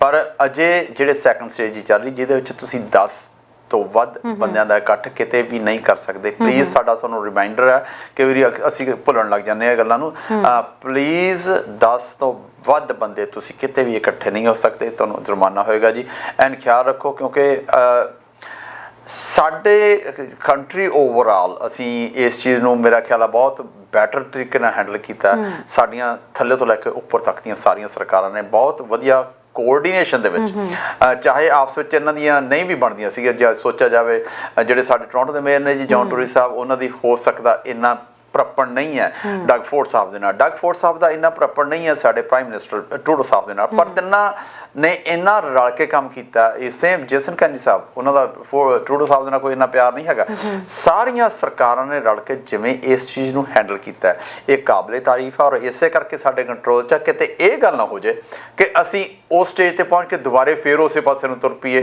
ਸੋ ਇਸ ਗੱਲ ਦਾ ਖਿਆਲ ਰੱਖਣਾ ਬਹੁਤ ਜ਼ਰੂਰੀ ਹੈ ਬਿਲਕੁਲ ਜੀ ਮਿਸਟਰ ਫੋਰਡ ਦੀ ਗੱਲ ਕਰੀਏ ਉਹਨਾਂ ਨੇ ਅੱਜ ਬੜੇ ਸਖਤ ਲਹਿਜ਼ੇ ਵਿੱਚ ਉਹਨਾਂ ਲੋਕਾਂ ਨੂੰ ਵੀ ਅਪੀਲ ਕੀਤੀ ਹੈ ਜਿਹੜੇ ਕਿ ਮਿਸਟਰ ਟੋਰੀ ਦੇ ਘਰ ਦੇ ਬਾਹਰ ਪ੍ਰਦਰਸ਼ਨ ਕਰ ਰਹੇ ਸੀ ਸਰ ਬਿੱਲ 184 ਨੂੰ ਲੈ ਕੇ ਪ੍ਰਦਰਸ਼ਨ ਹੋਇਆ ਉਹਨਾਂ ਦੇ ਪਰਸਨਲ ਤੁਸੀਂ ਜਿੱਥੇ ਉਹ ਰਹਿੰਦੇ ਨੇ ਉਹਨਾਂ ਦੇ ਘਰ ਜਿੱਥੇ ਫੈਮਿਲੀ ਰਹਿੰਦੀ ਹੈ ਉੱਥੇ ਜਾ ਕੇ ਪ੍ਰਦਰਸ਼ਨ ਕੀਤਾ ਜਾ ਰਿਹਾ ਕਿੰਨਾ ਕਿ ਇਹ ਵਾਜਿਬ ਆ ਪਹਿਲਾਂ ਮੈਂ ਇਹ ਜਾਣਨਾ ਚਾਹੂੰਗੀ ਬਿੱਲ 184 ਕੀ ਹੈ 184 ਰਿਗਾਰਡਿੰਗ ਤਰਨ ਰੈਂਟ ਦੇ ਹੈਗੇ ਜਾਂ ਰੈਂਟ ਨਹੀਂ ਪੇ ਦਿੰਦੇ ਤਾਂ ਉਹਨਾਂ ਨੂੰ ਬਾਹਰ ਕੱਢਿਆ ਜਾ ਸਕਦਾ ਇਹ ਬਿੱਲ ਹੈਗਾ ਜੀ ਇਹਦੇ ਅਗੇਂਸਟ ਜਿਹੜਾ ਮੁਜ਼ਾਹਰਾ ਕੀਤਾ ਗਿਆ ਟੋਰੀ ਸਾਹਿਬ ਦੇ ਘਰੇ ਉਹ ਕੌਂਡੋ ਬਿਲਡਿੰਗ 'ਚ ਰਹਿੰਦੇ ਨਹੀਂ ਡਾਊਨਟਾਊਨ ਦੇ ਵਿੱਚ ਉਸ ਜਗ੍ਹਾ ਤੇ ਇਕੱਠ ਹੋਇਆ ਤੇ ਇਹ ਵੈਸੇ ਮੈਂ ਜਿਹੜੇ ਸਾਡੇ ਕੈਨੇਡਾ ਤੋਂ ਬਾਹਰਲੇ ਦਰਸ਼ਕ ਨੇ ਮੈਂ ਉਹਨਾਂ ਨੂੰ ਇੱਕ ਗੱਲ ਜ਼ਰੂਰ ਦੱਸਣੀ ਚਾਹਾਂ ਕਿ ਸਾਡੇ ਜਿਹੜੇ ਇੱਥੇ ਮੁਜ਼ਾਹਰੇ ਹੁੰਦੇ ਨੇ ਅਸੀਂ ਆਫਿਸਿਸ ਵਿੱਚ ਜਾ ਕੇ ਕਰਦੇ ਹਾਂ ਜਿੱਥੇ ਵੀ ਜਿਸ ਦਾ ਆਫਿਸ ਹੈ ਅਸੀਂ ਉੱਥੇ ਮੁਜ਼ਾਹਰਾ ਕਰਦੇ ਹਾਂ ਅਸੀਂ ਘਰਾਂ 'ਚ ਨਹੀਂ ਜਾਂਦੇ this is a very odd ਇਹ ਜੀ ਗੱਲ ਹੋਈ ਹੈ ਔਰ ਜਿਹੜੀ ਗੱਲ ਨੂੰ ਕਿ ਡਗ ਫੋਰਡ ਸਾਹਿਬ ਜਿਹੜੇ ਸਾਡੇ ਪ੍ਰੀਮੀਅਰ ਨੇ ਉਹਨਾਂ ਨੇ ਇਸ ਨੂੰ ਆੜੇ ਹੱਥੀ ਲਿਆ ਉਹਨਾਂ ਨੇ ਇਹ ਗੱਲ ਕਹੀ ਹੈ ਕਿ ਇਹ ਬਣਦਾ ਨਹੀਂ ਹੈ ਕਿਉਂਕਿ ਜਦੋਂ ਜਿਹੜੇ ਟੋਰੀ ਸਾਹਿਬ ਨੇ ਆਫਿਸ 'ਚ ਬੈਠੇ ਤਾਂ ਮੇਅਰ ਨੇ ਜਦੋਂ ਉਹ ਆਪਣੇ ਘਰੇ ਬੈਠੇ ਨੇ ਤਾਂ ਉਹ ਇੱਕ ਹਸਬੈਂਡ ਨੇ ਇੱਕ ਫਾਦਰ ਨੇ ਆਪਦੇ ਪਰਿਵਾਰ ਦੇ ਨਾਲ ਬੈਠੇ ਆ ਉਸ ਵੇਲੇ ਉਹਨਾਂ ਦੀ ਮੇਅਰਸ਼ਿਪ ਦਾ ਕੋਈ ਮਤਲਬ ਨਹੀਂ ਰਹਿ ਜਾਂਦਾ ਉਸ ਜਗ੍ਹਾ ਤੇ ਜਾ ਕੇ ਅਗਲੇ ਨੂੰ ਬੌਦਰ ਕਰਨਾ ਸਾਡੀ ਕੈਨੇਡੀਅਨ ਸੁਸਾਇਟੀ ਸਾਡੀਆਂ ਜਿਹੜੀਆਂ ਕੈਨੇਡੀਅਨ ਵੈਲਿਊਜ਼ ਨੇ ਉਹਦੇ ਮੁਤਾਬਕ ਇਹ ਗੱਲ ਠੀਕ ਨਹੀਂ ਔਰ ਫੋਰਡ ਸਾਹਿਬ ਨੇ ਇਸ ਚੀਜ਼ ਦਾ ਨੋਟਿਸ ਲਿਆ ਹੈ ਇਹ ਅਨਅਫੀਸ਼ੀਅਲ ਕੋਈ ਉਹ ਨਹੀਂ ਹੈ ਵੀ ਕੋਈ ਸਾਡੇ ਸਰਕਾਰੀ ਨੋਟਿਸ ਆ ਵੀ ਅਸੀਂ ਨਹੀਂ ਜਾ ਸਕਦੇ ਹੋ ਮੁਜ਼ਾਹਰਾ ਕਰ ਸਕਦੇ ਮੁਜ਼ਾਹਰਾ ਕਰਨ ਨੇ ਜੇ ਕੀਤਾ ਤਾਂ ਉਹਨਾਂ ਨੇ ਵਿਦਨ ਦ ਲਾਅ ਕੀਤਾ ਪਰ ਅਸੀਂ ਇਹ ਚੀਜ਼ਾਂ ਐਕਸਪੈਕਟ ਨਹੀਂ ਕਰਦੇ ਅਸੀਂ ਜੋ ਜੋ ਕੁਝ ਵੀ ਮੁਜ਼ਾਹਰੇ ਕਰਨੇ ਆ ਅਸੀਂ ਆਫਿਸ ਵਿੱਚ ਜਾ ਕੇ ਕਰਦੇ ਆ। ਇੱਕ ਮੁਜ਼ਾਹਰਾ ਹੋਰ ਹੋਇਆ ਤਰਨ, ਮੈਂ ਉਹਦੇ ਨਾਲ ਹੀ ਗੱਲ ਕਰ ਦਿੰਦਾ, ਮਾਸਕ ਪਾਉਣ ਦਾ। ਸਾਡੇ ਟੋਰਾਂਟੋ ਦੇ ਵਿੱਚ ਵੀ ਮੈਂ ਖਾਸ ਕਰਕੇ US ਵਾਲੇ ਭਰਾਵਾਂ ਨੂੰ ਦੱਸਣਾ ਚਾਹੁੰਦਾ ਵੀ ਸਾਡੇ ਵੀ ਹੈਗੇ ਆ ਇਹੋ ਜਿਹੇ ਕੁਝ ਕਰਨ ਵਾਲੇ ਜੀ। ਅੱਜ ਸਾਡੇ ਇਕੱਠ ਹੋਇਆ ਜੀ ਟੋਰਾਂਟੋ ਦੇ ਵਿੱਚ, ਅੱਜ ਸਾਡੇ ਪਹਿਲਾ ਦਿਨ ਹੈ ਟੋਰਾਂਟੋ ਦੇ ਵਿੱਚ। ਆਫੀਸ਼ੀਅਲੀ ਤੁਸੀਂ ਕਿਸੇ ਵੀ ਜਗ੍ਹਾ ਤੇ ਜਾਣਾ ਤਾਂ ਤੁਹਾਨੂੰ ਮਾਸਕ ਪਾਉਣਾ ਪਵੇਗਾ। ਲੋਕਾਂ ਨੂੰ ਤਕਲੀਫ ਹੈ ਜੀ ਮਾਸਕ ਪਾਉਣ ਦੀ, ਅਸੀਂ ਪਾਉਣਾ ਨਹੀਂ ਚਾਹੁੰਦੇ, ਅਸੀਂ ਬਿਮਾਰ ਹੋਣਾ ਚਾਹੁੰਦੇ ਹਾਂ ਸਿੰਪਲੀ। ਔਰ ਉਹਨਾਂ ਨੇ ਮੁਜ਼ਾਹਰਾ ਕੀਤਾ, ਮੁਜ਼ਾਹਰੇ 'ਚ ਘੱਟ ਕੋਈ ਪਤਾ ਨਹੀਂ ਹੈ ਕਿਉਂਕਿ ਬਹੁਤੇ ਲੋਕ ਇਸ ਗੱਲ ਵਿੱਚ ਰਾਜ਼ੀ ਨਹੀਂ ਹੈਗੇ। ਗਿਣਤੀ ਦੇ ਕੁਝ ਦਰਜਨ ਲੋਕ, ਸਾਡੀ ਜੀ ਆਬਾਦੀ ਤਕਰੀਬਨ ਟੋਰਾਂਟੋ ਸ਼ਹਿਰ ਦੀ 2.5 ਮਿਲੀਅਨ ਦੇ ਨੇੜੇ, ਜੇ GT ਅਸੀਂ ਰਲਾ ਲਈਏ ਤਕਰੀਬਨ 5 ਮਿਲੀਅਨ ਤੋਂ ਉੱਪਰ ਬਣ ਜਾਂਦੇ। ਉਹਦੇ ਵਿੱਚੋਂ 1 ਦਰਜਨ ਜਾਂ 2 ਦਰਜਨ ਬੰਦਿਆਂ ਦਾ ਮੁਜ਼ਾਹਰਾ ਕੀਤਾ। ਤੁਹਾਨੂੰ ਪਤਾ ਲੱਗ ਜਾਏਗਾ ਸਾਡੇ ਕਿੰਨੇ ਕੁ ਲੋਕ ਹੈ ਅਜਿਹੀਆਂ ਗੱਲਾਂ ਨੂੰ ਕਰਨ ਵਾਲੇ। ਪਰ ਅਜਿਹੇ ਲੋਕ ਹੁੰਦੇ ਜ਼ਰੂਰ ਆ। ਉਹਨਾਂ ਨੇ ਮੁਜ਼ਾਹਰਾ ਕੀਤਾ ਵੀ ਅਸੀਂ ਮਾਸਕ ਨਹੀਂ ਪਾਉਣੇ, ਆਪਦਾ ਮੁਜ਼ਾਹਰਾ ਕੀਤਾ ਜੀ, ਉਹ ਚਲੇ ਗਏ ਨੇ। ਪਰ ਕੋਈ ਬਹੁਤਾ ਚੰਗਾ ਰੁਝਾਨ ਨਹੀਂ ਹੈ, ਸਾਨੂੰ ਫੋਲੋ ਕਰਨਾ ਚਾਹੀਦਾ। ਸਰਕਾਰਾਂ ਜੋ ਕੁਛ ਕਹਿੰਦੀਆਂ ਨੇ ਸਾਨੂੰ, ਖਾਸ ਕਰਕੇ ਹੈਲਥ ਦੇ ਮਾਮਲੇ 'ਚ ਸਾਡੀ ਸਿਹਤ ਚੰਗੀ ਚਾਹੁੰਦੀਆਂ ਨੇ, ਸਾਨੂੰ ਚਾਹੁੰਦੀਆਂ ਨੇ ਕਿ ਅਸੀਂ ਹੋਰ ਜੋਈਏ, ਚੰਗਾ ਜੋਈਏ, ਤੰਦਰੁਸਤ ਜੋਈਏ। ਅਸੀਂ ਉਸ ਗੱਲ ਨੂੰ ਮੰਨਣ ਨੂੰ ਤਿਆਰ ਨਹੀਂ, ਜਿਹੜੀ ਕਿ ਬਹੁਤ ਹੀ ਵਧੀਆ ਗੱਲ ਨਹੀਂ ਹੈ। ਬਿਲਕੁਲ ਸਰ, ਸਟੋਰ ਆਪਾਂ ਹੁਣ ਵੀ 2-3 ਦਿਨ ਪਹਿਲਾਂ ਵੀ ਡਿਸਕਸ ਕੀਤਾ, ਆਪਾਂ ਅੱਜ ਵੀ ਖਬਰਾਂ ਪੜ੍ਹ ਰਹੇ ਸੀ ਕਿ ਕਈ ਲੋਕ ਅਜਿਹੇ ਨੇ ਜਿਹੜੇ ਕਿ ਜਿੱਥੇ ਮੈਂਡੇਟਰੀ ਕੀਤਾ ਹੋਇਆ ਕਿ ਤੁਸੀਂ ਸਟੋਰਸ ਦੇ ਵਿੱਚ ਮਾਸਕ ਪਾ ਕੇ ਜਾਣਾ। ਹਸਪੀਟਲ ਦੇ ਵਿੱਚ ਤੁਹਾਨੂੰ ਯਾਦ ਹੋਵੇ ਕਿਵੇਂ ਦੀ ਖਬਰ ਆਈ ਸੀ ਕਿ ਹਸਪੀਟਲ ਦੇ ਵਿੱਚ ਲੇਡੀ ਨੇ ਮਾਸਕ ਪਾਉਣ ਤੋਂ ਮਨਾ ਕਰ ਦਿੱਤਾ ਕਿ ਉਹਨੇ ਮਾਸਕ ਨਹੀਂ ਪਾਉਣਾ। ਉਹਨੂੰ ਜਦੋਂ ਬਾਹਰ ਕਰ ਦਿੱਤਾ ਗਿਆ ਤਾਂ ਉਹਨੇ ਕਾਫੀ ਹੰਗਾਮਾ ਕੀਤਾ। ਹਾਂ ਤਰਨ, ਇਹ ਆਪਣੇ ਟੋਰਾਂਟੋ ਦੇ ਵਿੱਚ ਹੋਈ ਹੈ ਜੀ। ਉੱਥੇ ਇੱਕ ਲੇਡੀ ਦੀ ਉਂਗਲ ਟੁੱਟ ਗਈ ਸੀਗੀ ਔਰ ਉਹ ਉਂਗਲ ਨੂੰ ਫਿਕਸ ਕਰਾਉਣ ਵਾਸਤੇ ਐਮਰਜੈਂਸੀ ਗਈ ਹੈ। ਐਮਰਜੈਂਸੀ ਜਦੋਂ ਗਈ ਹੈ ਤੇ ਉੱਥੋਂ ਜਿਹੜਾ ਸਟਾਫ ਹੈਗਾ ਉਹਨੇ ਕਿਹਾ ਵੀ ਤੂੰ ਮਾਸਕ ਪਾ। ਉਹ ਮਾਸਕ ਪਾਉਣ ਨੂੰ ਤਿਆਰ ਨਹੀਂ ਹੋਈ। ਸਟਾਫ ਨੇ ਗੱਲ ਕਹੀ ਵੀ ਜੇ ਤੇਰੇ ਮਾਸਕ ਨਹੀਂ ਪਾਇਆ ਤਾਂ ਅਸੀਂ ਤੈਨੂੰ ਸਰਵਿਸ ਨਹੀਂ ਦੇਣੀ। ਤਾਂ ਉਹਨੇ ਹੰਗਾਮਾ ਉੱਥੇ ਕੀਤਾ ਜੀ। ਉਹਨੇ ਵੀਡੀਓ ਵੀ ਬਣਾਈ ਹੈ, ਉਹਨੇ ਵੀਡੀਓ ਸੋਸ਼ਲ ਮੀਡੀਆ ਦੇ ਉੱਤੇ ਵੀ ਪਾਈ ਹੈ। ਔਰ ਸੋਸ਼ਲ ਮੀਡੀਆ ਦਾ ਜਿਹੜਾ ਉਹਨੂੰ ਤਾਮਰ ਪੱਤਰ ਮਿਲਿਆ ਉਹਨੂੰ ਆਪੇ ਪਤਾ ਲੱਗ ਗਿਆ ਜੀ। ਉੱਥੋਂ ਤਕਰੀਬਨ 90% ਲੋਕਾਂ ਨੇ ਉਹਨੂੰ ਗਲਤ ਕਰਾਰ ਦਿੱਤਾ। ਔਰ ਗੱਲ ਹੈ ਵਾਟਸ ਰੋਂਗ ਵਿਦ ਦੈਟ? ਠੀਕ ਹੈ, ਤੁਹਾਨੂੰ ਕੋਈ ਪ੍ਰੋਬਲਮ ਹੈਗੀ ਹੈ, ਐਗਜ਼ੈਂਪਸ਼ਨ ਹੈਗੀ ਹੈ ਤਰਨ, ਇਹ ਜ਼ਰੂਰੀ ਨਹੀਂ ਹੈ ਵੀ ਹਰੇਕ ਨੇ ਪਾਉਣਾ। ਪਰ ਜੇ ਤੁਹਾਨੂੰ ਕੋਈ ਮੈਡੀਕਲ ਪ੍ਰੋਬਲਮ ਹੈਗੀ ਆ ਤਾਂ ਯੂ ਆਰ ਐਗਜ਼ੈਂਪਟ। 2 ਸਾਲ ਤੋਂ ਹੇਠਾਂ ਬੱਚੇ ਐਗਜ਼ੈਂਪਟ ਨੇ। ਪਰ ਜੇ ਬਾਕੀਆਂ ਨੂੰ ਪਾਉਣਾ ਪੈ ਰਿਹਾ, ਤੁਸੀਂ ਹੋ ਸਕਦਾ ਤੁਸੀਂ COVID-19 ਪੋਜ਼ਿਟਿਵ ਹੋ, ਤੁਹਾਡੇ ਤੋਂ ਬਿਮਾਰੀ ਅੱਗੇ ਜਾ ਸਕਦੀ ਹੈ। ਠੀਕ ਹੈ, ਤੁਸੀਂ ਚਾਹੁੰਦੇ ਹੋ ਮੈਨੂੰ ਬਿਮਾਰੀ ਨਾ ਲੱਗੇ, ਦੈਟਸ ਫਾਈਨ। ਪਰ ਤੁਹਾਡੇ ਬਿਮਾਰੀ ਤਾਂ ਮੈਨੂੰ ਲੱਗ ਸਕਦੀ ਹੈ ਨਾ। ਸੋ ਪਲੀਜ਼ ਅਸੀਂ ਓਵਰਆਲ ਐਜ਼ ਅ ਸੋਸਾਇਟੀ ਅਸੀਂ ਉਹਦੇ ਵਾਸਤੇ ਚੰਗਾ ਕੀ ਕਰਨਾ, ਉਹਦੇ ਵਾਸਤੇ ਭਲਾ ਕੀ ਕਰਨਾ, ਸਾਨੂੰ ਅਜਿਹੀਆਂ ਮੌਕਿਆਂ ਵੇਲੇ ਸਾਨੂੰ ਜ਼ਰੂਰ ਸੋਚਣਾ ਚਾਹੀਦਾ ਕਿ ਅਸੀਂ ਕਿਹੀ ਗੱਲਾਂ ਕਰ ਰਹੇ ਹਾਂ। ਇਸੇ ਕਰਕੇ ਉਹ ਲੇਡੀ ਨੂੰ ਜੋ ਕੁਛ ਉਹਦੇ ਕਮੈਂਟਸ ਆ ਰਹੇ ਨੇ ਜੀ, ਉਹ ਪੜ੍ਹਨ ਵਾਲੇ ਨੇ ਕਮੈਂਟਸ ਕਈ ਲੋਕਾਂ ਨੇ, ਔਰ ਉਹਦੇ ਕੋਲੇ ਉਹਨੇ ਅਖੀਰ ਇਹ ਤਰਨ ਗੱਲ ਕੀਤੀ ਆ ਕਿ ਮੈਨੂੰ ਇਸ ਲਾਅ ਦਾ ਪਤਾ ਨਹੀਂ ਸੀਗਾ। ਜੇ ਪਤਾ ਨਹੀਂ ਸੀ ਕੋਈ ਗੱਲ ਨਹੀਂ, ਤੈਨੂੰ ਕਿਹਾ ਗਿਆ ਤਾਂ ਆਪਣੇ ਮਾਸਕ ਪਾ ਲਾ, ਉਦੋਂ ਵੀ ਪਾਉਣ ਨੂੰ ਤਿਆਰ ਨਹੀਂ ਹੋਈਆਂ। ਸੋ ਫਿਰ ਭਾਈ you deserve it, you got it. ਬਿਲਕੁਲ ਜੀ। ਤੇ ਸਰ ਇਸ ਤੋਂ ਬਾਅਦ ਥੋੜਾ ਜਿਹਾ US ਦਾ ਰੁਖ ਕਰ ਲਈਏ। WHO ਦੇ ਨਾਲ ਮੈਂਬਰਸ਼ਿਪ ਨੂੰ ਲੈ ਕੇ US ਨੇ ਪਹਿਲਾਂ ਹੀ ਅੱਖਾਂ ਜੀਆਂ ਦਿਖਾਉਣੀਆਂ ਸ਼ੁਰੂ ਕਰ ਦਿੱਤੀਆਂ ਸੀ। ਉਹਨੂੰ ਜਿਹੜੇ ਫੰਡਿੰਗ ਦਿੱਤੀ ਜਾਂਦੀ ਸੀ ਉਹ ਫੰਡਿੰਗ ਵੀ ਰੋਕੀ ਗਈ ਆ। ਤੇ ਹੁਣ ਖਬਰ ਸਾਹਮਣੇ ਆ ਰਹੀ ਹੈ ਕਿ ਜਿਹੜਾ ਫਾਰਮਲੀ ਤੌਰ ਦੇ ਉੱਤੇ ਹੁਣ US ਨੇ WHO ਦੀ ਮੈਂਬਰਸ਼ਿਪ ਜਿਹੜੀ ਆ ਉਹ ਬਰਖਾਸਤ ਕਰਨ ਦਾ ਫੈਸਲਾ ਕੀਤਾ ਆ। ਹਾਂ ਤਰਨ, ਅੱਜ ਉਹਨਾਂ ਨੇ ਅਪਲਾਈ ਕਰ ਦਿੱਤਾ ਤੇ 2021 ਜੁਲਾਈ 6 ਨੂੰ ਇਹ ਟਰਮੀਨੇਟ ਹੋ ਜਾਏਗੀ ਕਿਉਂਕਿ 1 ਸਾਲ ਦਾ ਨੋਟਿਸ ਚਾਹੀਦਾ ਜਿਹਨੇ ਵੀ ਆਪਦੀ ਮੈਂਬਰਸ਼ਿਪ ਕੈਂਸਲ ਕਰਨੀ ਹੈ। ਔਰ 1 ਸਾਲ ਜਿਹੜਾ ਪੂਰੇ ਦਾ ਪੂਰਾ ਹੋਏਗਾ ਉਹਦੇ ਵਿੱਚ WHO ਨੂੰ ਜਿਹੜੀਆਂ ਫੀਸ ਬਣਦੀਆਂ ਨੇ, ਜੋ ਕੁਝ ਵੀ ਬਣਦਾ ਹੈਗਾ ਉਹ US ਨੂੰ ਪੇ ਕਰਨਾ ਪਏਗਾ। ਉਹ ਪੇ ਇਸ ਹਿਸਾਬ 'ਚ ਕਰਿਆ ਜਾਂਦਾ ਤਰਨ ਤਕਰੀਬਨ ਆਬਾਦੀ ਦੇ ਮੁਤਾਬਕ ਹੈ ਤੇ ਮੇਰੇ ਖਿਆਲ ਮਿਨੀਮਮ $100,000 ਹੈਗੇ ਆ US ਜਿਹੜੇ ਦੇਣੇ ਪੈਂਦੇ ਆ, plus on top of that according to your ਜਿਹੜੀ ਤੁਹਾਡੀ ਹੈਗੀ ਆ ਆਬਾਦੀ ਆ ਉਹਦੇ ਮੁਤਾਬਕ ਦੇਣੇ ਪੈਂਦੇ ਆ। ਬੜਾ ਵੱਡਾ ਕੰਟਰੀਬਿਊਟਰ ਹੈ ਜੀ US, ਬਹੁਤ ਬੜਾ ਵੱਡਾ ਝਟਕਾ ਲੱਗੇਗਾ WHO ਨੂੰ ਜੇ ਇਹ ਗੱਲ ਹੋ ਜਾਂਦੀ ਹੈ। ਇਹ ਹੋਏਗੀ ਤਾਂ ਜੇ ਟਰੰਪ ਐਡਮਿਨਿਸਟ੍ਰੇਸ਼ਨ ਪਾਵਰ 'ਚ ਰਹਿੰਦੀ ਹੈ, ਕਿਉਂਕਿ ਜੋ ਬਾਈਡਨ ਸਾਹਿਬ ਹੁਣੀ ਜਿਹੜੀ ਐਸ ਪਰ ਡੈਮੋਕ੍ਰੈਟਸ ਨੇ ਉਹ ਇਸ ਗੱਲ ਨੂੰ ਰਾਜ਼ੀ ਨਹੀਂ ਹੈਗੇ। ਸੋ ਲੱਗਦਾ ਹੈ ਕਿ ਜੇ ਦੂਸਰੀ ਪਾਰਟੀ ਆ ਜਾਂਦੀ ਹੈ, ਜੋ ਬਾਈਡਨ ਸਾਹਿਬ ਆ ਜਾਂਦੇ ਨੇ, ਤਾਂ ਇਹ ਜਿਹੜਾ ਅੱਜ ਨੋਟਿਸ ਦਿੱਤਾ ਹੋਇਆ ਉਹ ਐਡਮਿਨਿਸਟ੍ਰੇਸ਼ਨ ਨੋਟਿਸ ਵਾਪਸ ਲੈ ਲੇਗੀ। Chances are that's what's going to happen. ਪਰ ਟਰੰਪ ਸਾਹਿਬ ਨੇ ਜਿਹੜਾ ਆਪਦਾ ਥ੍ਰੈਟ ਸੀਗਾ ਕਿ ਚਾਈਨਾ ਦੇ ਨਾਲ ਹੀ ਚੱਲਦਾ, WHO ਉਹਦੀ ਮਰਜ਼ੀ ਨਾਲ ਚੱਲ ਰਿਹਾ, ਇਸ ਕਰਕੇ ਅਸੀਂ ਛੱਡਣਾ ਚਾਹੁੰਦਾ। ਵੈਸੇ ਇੱਕ ਗੱਲ ਮੈਂ ਨਾਲ ਹੋਰ ਐਡ ਕਰਨੀ ਚਾਹਾਂਗਾ ਤਰਨ, ਜਦੋਂ COVID-19 ਸ਼ੁਰੂ ਹੋਇਆ, ਜਦੋਂ ਚਾਈਨਾ ਨੇ ਇਸ ਗੱਲ ਦੀ ਰਿਪੋਰਟ ਕਰ ਦਿੱਤੀ ਹੈ ਆਫੀਸ਼ੀਅਲੀ, ਉਦੋਂ 4 ਦਿਨਾਂ ਬਾਅਦ WHO ਨੇ ਨੋਟਿਸ ਜਾਰੀ ਕਰ ਦਿੱਤਾ ਸੀਗਾ ਕਿ COVID-19 ਇੱਕ ਮਹਾਮਾਰੀ ਹੈ। WHO ਨੇ ਇੰਨੀ ਛੇਤੀ ਐਕਸ਼ਨ ਲਿਆ ਸੀਗਾ ਟਿਲ ਜਦੋਂ ਵੂਹਾਨ ਦੇ ਵਿੱਚੋਂ ਖਬਰਾਂ ਆਉਣ ਲੱਗ ਗਈਆਂ ਤਾਂ WHO ਨੇ ਜਦ ਹੀ ਇਹ ਵਾਰਨਿੰਗ ਕਰ ਦਿੱਤੀ ਸੀ। ਟਰੰਪ ਸਾਹਿਬ ਨੂੰ ਮੈਨੂੰ ਨਹੀਂ ਸਮਝ ਆਉਂਦੀ ਵੀ ਇਸ ਗੱਲ ਤੇ ਕੀ ਪ੍ਰੋਬਲਮ ਹੈ, ਕਿਉਂ ਜਿਹੀ ਗੱਲ ਹੈਗੀ ਹੈ। ਉਹ ਇਸ ਗੱਲ ਨਾਲ ਨਾ ਖੁਸ਼ ਨੇ ਤੇ WHO ਚੋਂ ਬਾਹਰ ਜਾਣਾ ਚਾਹੁੰਦੇ ਨੇ। ਵੈਸੇ ਇਹ ਕੋਈ ਬਹੁਤੀ ਸਿਆਣਪ ਵਾਲੀ ਗੱਲ ਨਹੀਂ, ਕਿਉਂਕਿ ਅਸੀਂ ਐਜ਼ ਏ ਕਲੈਕਟਿਵਲੀ ਤਰਨ ਦੁਨੀਆ ਇਕੱਠੀ ਆ। ਇਟਸ ਅ ਗਲੋਬਲ ਵਿਲੇਜ ਨਾਓ, ਠੀਕ ਆ। ਅਸੀਂ ਆਪਣੇ ਆਪਣੇ ਬਾਰਡਰਸ ਹੈਗੇ ਨੇ, ਅਸੀਂ ਫੇਰ ਵੀ ਇੱਕ ਦੂਜੇ ਦੀ ਹੈਲਪ ਕਰਦੇ ਆ। ਕਿਤੇ ਵੀ ਜਗ੍ਹਾ ਤੇ ਕੋਈ ਭੁਚਾਲ ਆ ਜਾਂਦਾ, ਬਾਕੀ ਸਾਰੇ ਦੇਸ਼ ਇਹੋ ਜਿਹਾ ਕੁਝ ਕਰਦੇ ਆ, ਉਹਦੀ ਹੈਲਪ ਕਰਦੇ ਆ। ਕਿਤੇ ਹੜ੍ਹ ਆਉਂਦੇ ਨੇ, ਸਾਰੇ ਦੇਸ਼ ਉੱਥੇ ਜਾ ਕੇ ਇੱਕ ਦੂਸਰੇ ਦੀ ਹੈਲਪ ਕਰਦੇ ਆ। ਅਸੀਂ ਇਉਂ ਨਹੀਂ ਕਹਿੰਦੇ ਵੀ US ਦੇ ਵਿੱਚ ਮਿਸਿਸਿਪੀ ਰਿਵਰ ਹੁਣ ਬਹੁਤ ਫਲੱਡਿੰਗ ਹੋ ਰਹੀ ਹੈ ਤੇ ਅਸੀਂ ਮਦਦ ਨਹੀਂ ਕਰਨੀ, ਕਟਰੀਨਾ ਆ ਗਿਆ ਤਾਂ ਅਸੀਂ ਮਦਦ ਨਹੀਂ ਕਰਨੀ। ਬਾਕੀ ਦੇਸ਼ਾਂ ਨੇ ਕੀਤੀ ਹੈ, US ਹਰ ਜਗ੍ਹਾ ਤੇ ਜਾ ਕੇ ਕਰਦਾ। ਸੋ ਅਸੀਂ ਜਿਹੜੀਆਂ ਇਹੋ ਜਿਹੀਆਂ ਆਰਗੇਨਾਈਜੇਸ਼ਨ ਬਣਾਈਆਂ ਹੋਈਆਂ ਨੇ, ਸਾਡਾ ਸਾਰਿਆਂ ਦਾ ਫਰਜ਼ ਬਣਦਾ ਅਸੀਂ ਰਲ ਕੇ ਚੱਲੀਏ ਤੇ ਇੱਕ ਦੂਜੇ ਦੀ ਹੈਲਪ ਕਰੀਏ। ਬਿਲਕੁਲ ਜੀ ਸਰ, ਜਿਵੇਂ ਤੁਸੀਂ ਗੱਲ ਕੀਤੀ ਹੈ ਕਿ 4 ਦਿਨ ਦੇ ਬਾਅਦ ਜਿਹੜਾ WHO ਨੇ ਇਹਨੂੰ ਮਹਾਮਾਰੀ ਐਲਾਨ ਦਿੱਤਾ ਸੀ। ਚਲੋ ਜੇ ਉਹਨਾਂ ਨੂੰ 4 ਦਿਨ ਦੀ ਡਿਲੇ ਲੱਗਦੀ ਹੈ ਤਾਂ US ਨੂੰ ਉਸ ਤੋਂ ਬਾਅਦ ਕੋਈ ਠੋਸ ਕਦਮ ਚੁੱਕਣੇ ਚਾਹੀਦੇ ਸੀ। ਉਹਨਾਂ ਨੇ ਕੀ ਕੀਤਾ ਆਪਣੇ ਮੁਲਕ ਦੇ ਵਿੱਚ ਮਹਾਮਾਰੀ ਨੂੰ ਫੈਲਣ ਤੋਂ ਰੋਕਣ ਲਈ? ਟਰੰਪ ਸਾਹਿਬ ਤਾਂ ਹੁਣ ਤੱਕ ਮੰਨਣ ਨੂੰ ਤਿਆਰ ਨਹੀਂ ਹੈਗੇ ਕਿ ਇਹ ਇੱਕ ਮਹਾਮਾਰੀ ਆ। ਕੱਲ ਵੀ ਆਪਾਂ ਗੱਲ ਕੀਤੀ ਸੀਗੀ, ਸ਼ਾਇਦ ਗੱਲ ਕਰ ਲਓ ਰਹਿ ਗਏ ਸੀ। ਟਰੰਪ ਸਾਹਿਬ ਨੇ ਕਿਹਾ ਵੀ ਇਹ ਤਾਂ 1% ਚਾਂਸਸ ਹੀ ਹੈ ਇਹ, ਪਰ ਨਹੀਂ ਜੀ। 35% ਲੋਕਾਂ ਨੂੰ ਤਰਨ ਪਤਾ ਵੀ ਨਹੀਂ ਹੈ, ਕਿਉਂਕਿ ਉਹ ਇੰਨੇ ਸਿਹਤਮੰਦ ਨੇ, ਉਹਨਾਂ ਨੂੰ ਪਤਾ ਨਹੀਂ ਹੈ ਕਿ ਉਹ COVID-19 ਕੈਰੀਅਰਸ ਨੇ। ਇਮੇਜਿਨ ਕਰੋ 35% ਇਸ 1/3 ਆਫ ਦ ਪਾਪੂਲੇਸ਼ਨ ਜਿਹੜੇ ਕਿ ਕੈਰੀਅਰ ਹੈ ਤੇ ਉਹਨੂੰ ਪਤਾ ਨਹੀਂ ਹੈ। ਹੋ ਸਕਦਾ ਤੁਹਾਨੂੰ ਮੈਨੂੰ ਵੀ ਹੋਵੇ, ਪਰ ਅਸੀਂ ਜੇ ਕਿਸੇ ਜਿਹੜਾ ਬੰਦਾ ਵਨਰੇਬਲ ਆ, ਜਿਹਦੀ ਸਿਹਤ ਠੀਕ ਨਹੀਂ ਹੈਗਾ, ਜਿਹਦਾ ਇਮਿਊਨ ਸਿਸਟਮ ਮਾੜਾ, ਜੇ ਅਸੀਂ ਉਹਨੂੰ ਮਿਲਦੇ ਹਾਂ ਤਾਂ we are passing on that thing. So ਇਸ ਚੀਜ਼ ਦਾ ਸਾਨੂੰ ਖਿਆਲ ਰੱਖਣਾ ਪਏਗਾ। ਟਰੰਪ ਸਾਹਿਬ ਜਿਹੜੀਆਂ ਵੀ ਕੈਲਕੂਲੇਸ਼ਨਸ ਕਰਦੇ ਨੇ, ਜੋ ਕੁਝ ਵੀ ਕਹਿੰਦੇ ਨੇ, ਉਹ ਬਹੁਤੀ ਵਾਰੀ ਤਾਂ ਇਉਂ ਲੱਗਦਾ ਕਿ ਜਿਹੜੇ ਕਿ ਉਹਨਾਂ ਦੇ ਮੈਡੀਕਲ ਐਕਸਪਰਟਸ ਦੱਸ ਰਹੇ ਨੇ, ਉਹ ਉਹਨਾਂ ਨੂੰ ਬਿਲਕੁਲ ਵਾਹਿਆਤ ਸਮਝਦੇ ਨੇ ਤੇ ਆਪਦੀਆਂ ਵਾਹਿਆਤ ਗੱਲਾਂ ਹੋਰ ਐਡ ਕਰ ਕਰਕੇ ਕਹੀ ਜਾਂਦੇ ਨੇ।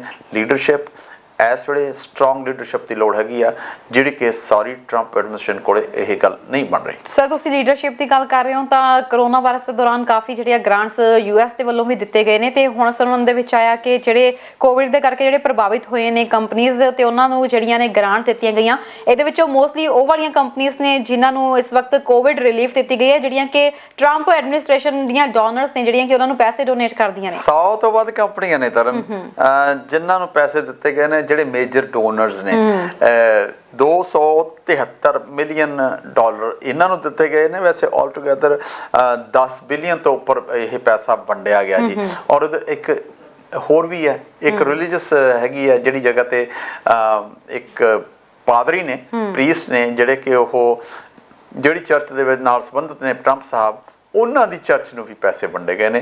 ਬਾਹਰ ਕਿਉਂ ਆਇਆ ਹੈ? ਹੁਣ ਤੱਕ ਟਰੰਪ ਸਾਹਿਬ ਇਸ ਗੱਲ ਨੂੰ, ਟਰੰਪ ਐਡਮਿਨਿਸਟ੍ਰੇਸ਼ਨ ਇਸ ਗੱਲ ਨੂੰ ਮੰਨਣ ਨੂੰ ਤਿਆਰ ਨਹੀਂ ਸੀ, ਕਿ ਦੱਸਣ ਨੂੰ ਤਿਆਰ ਨਹੀਂ ਸੀ।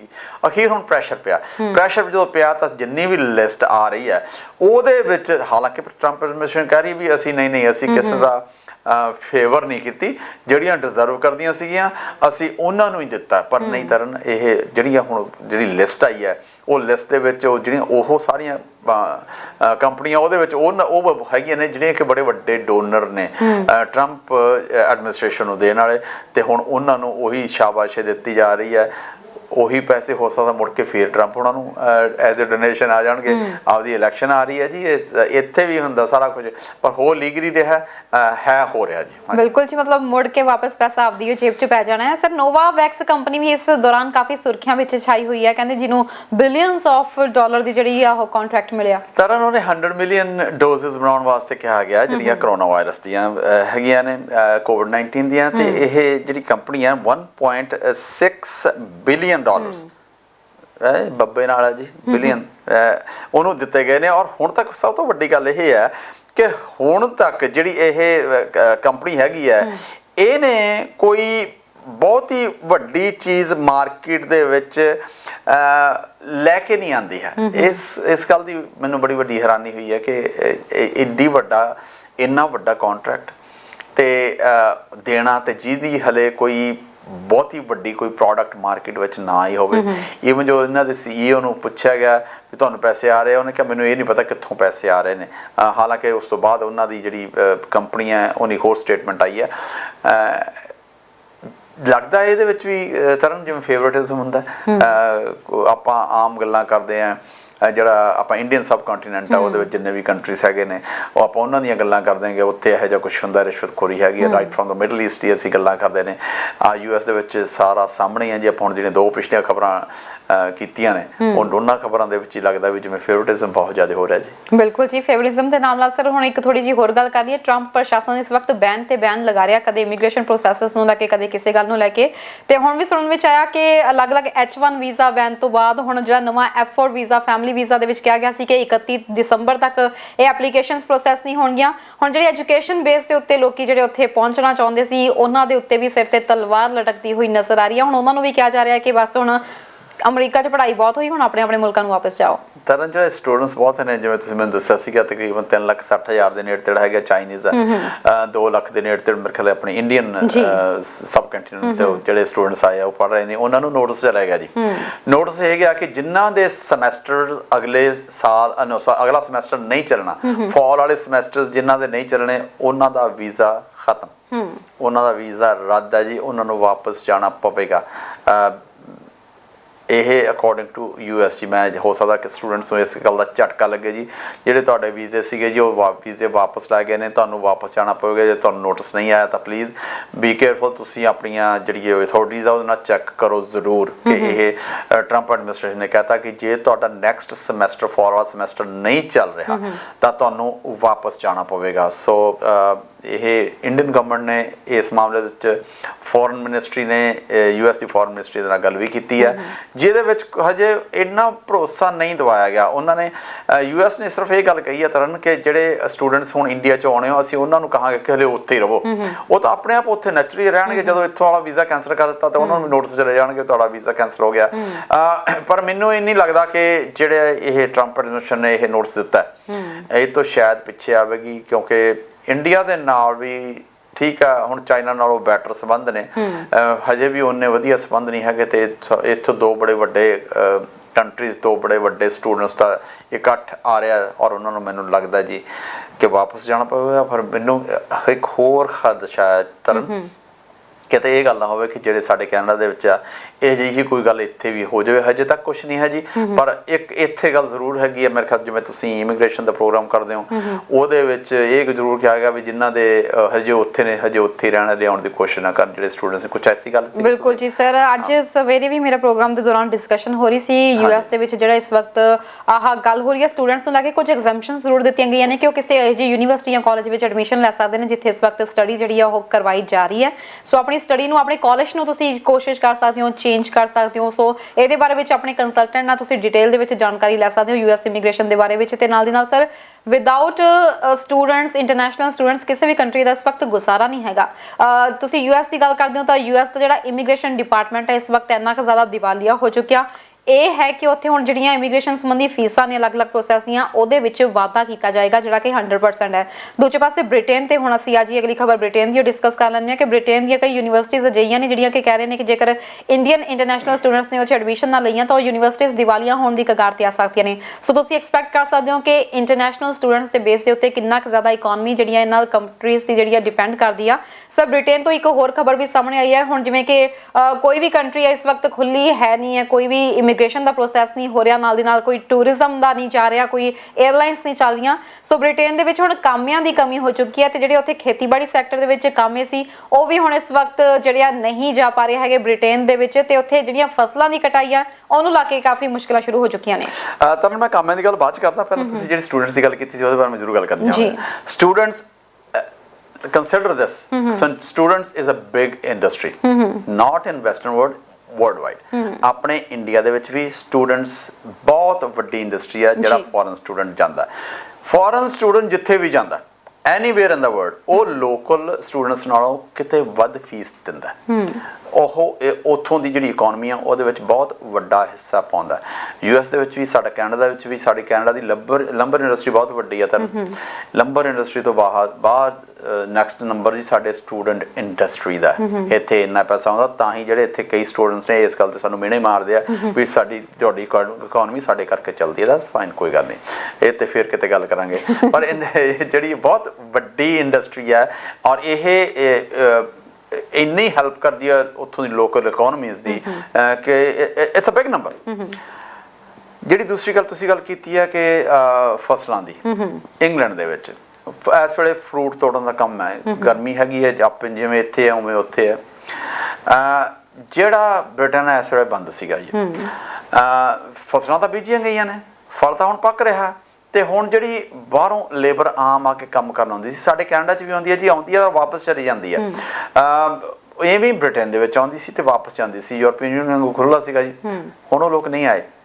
ਤਾਂ ਸਰਕਾਰ ਨੇ, ਈਵਨ ਪ੍ਰਿੰਸ ਚਾਰਲਸ ਨੇ ਇਹ ਅਪੀਲ ਕੀਤੀ ਹੈ ਵੀ ਸਾਰੇ ਜਾਣੇ ਰਲ ਕੇ, ਸਾਨੂੰ ਲੋੜ ਹੈਗੀ ਹੈ ਸਾਡੀਆਂ ਫਸਲਾਂ ਸਾਂਭਣ ਵਾਸਤੇ। ਸੌਰ ਕੋ ਬਹੁਤ ਲੋਕ ਇਸ ਕੰਮ ਨੂੰ ਤੁਰਨ ਜੁਆਇਨ ਕੀਤਾ, ਬੜੇ ਲੋਕਾਂ ਨੇ ਕੰਮ ਕੀਤਾ, ਪਰ ਹਰੇਕ ਤੋਂ ਇਹ ਕੰਮ ਹੁੰਦਾ ਨਹੀਂ।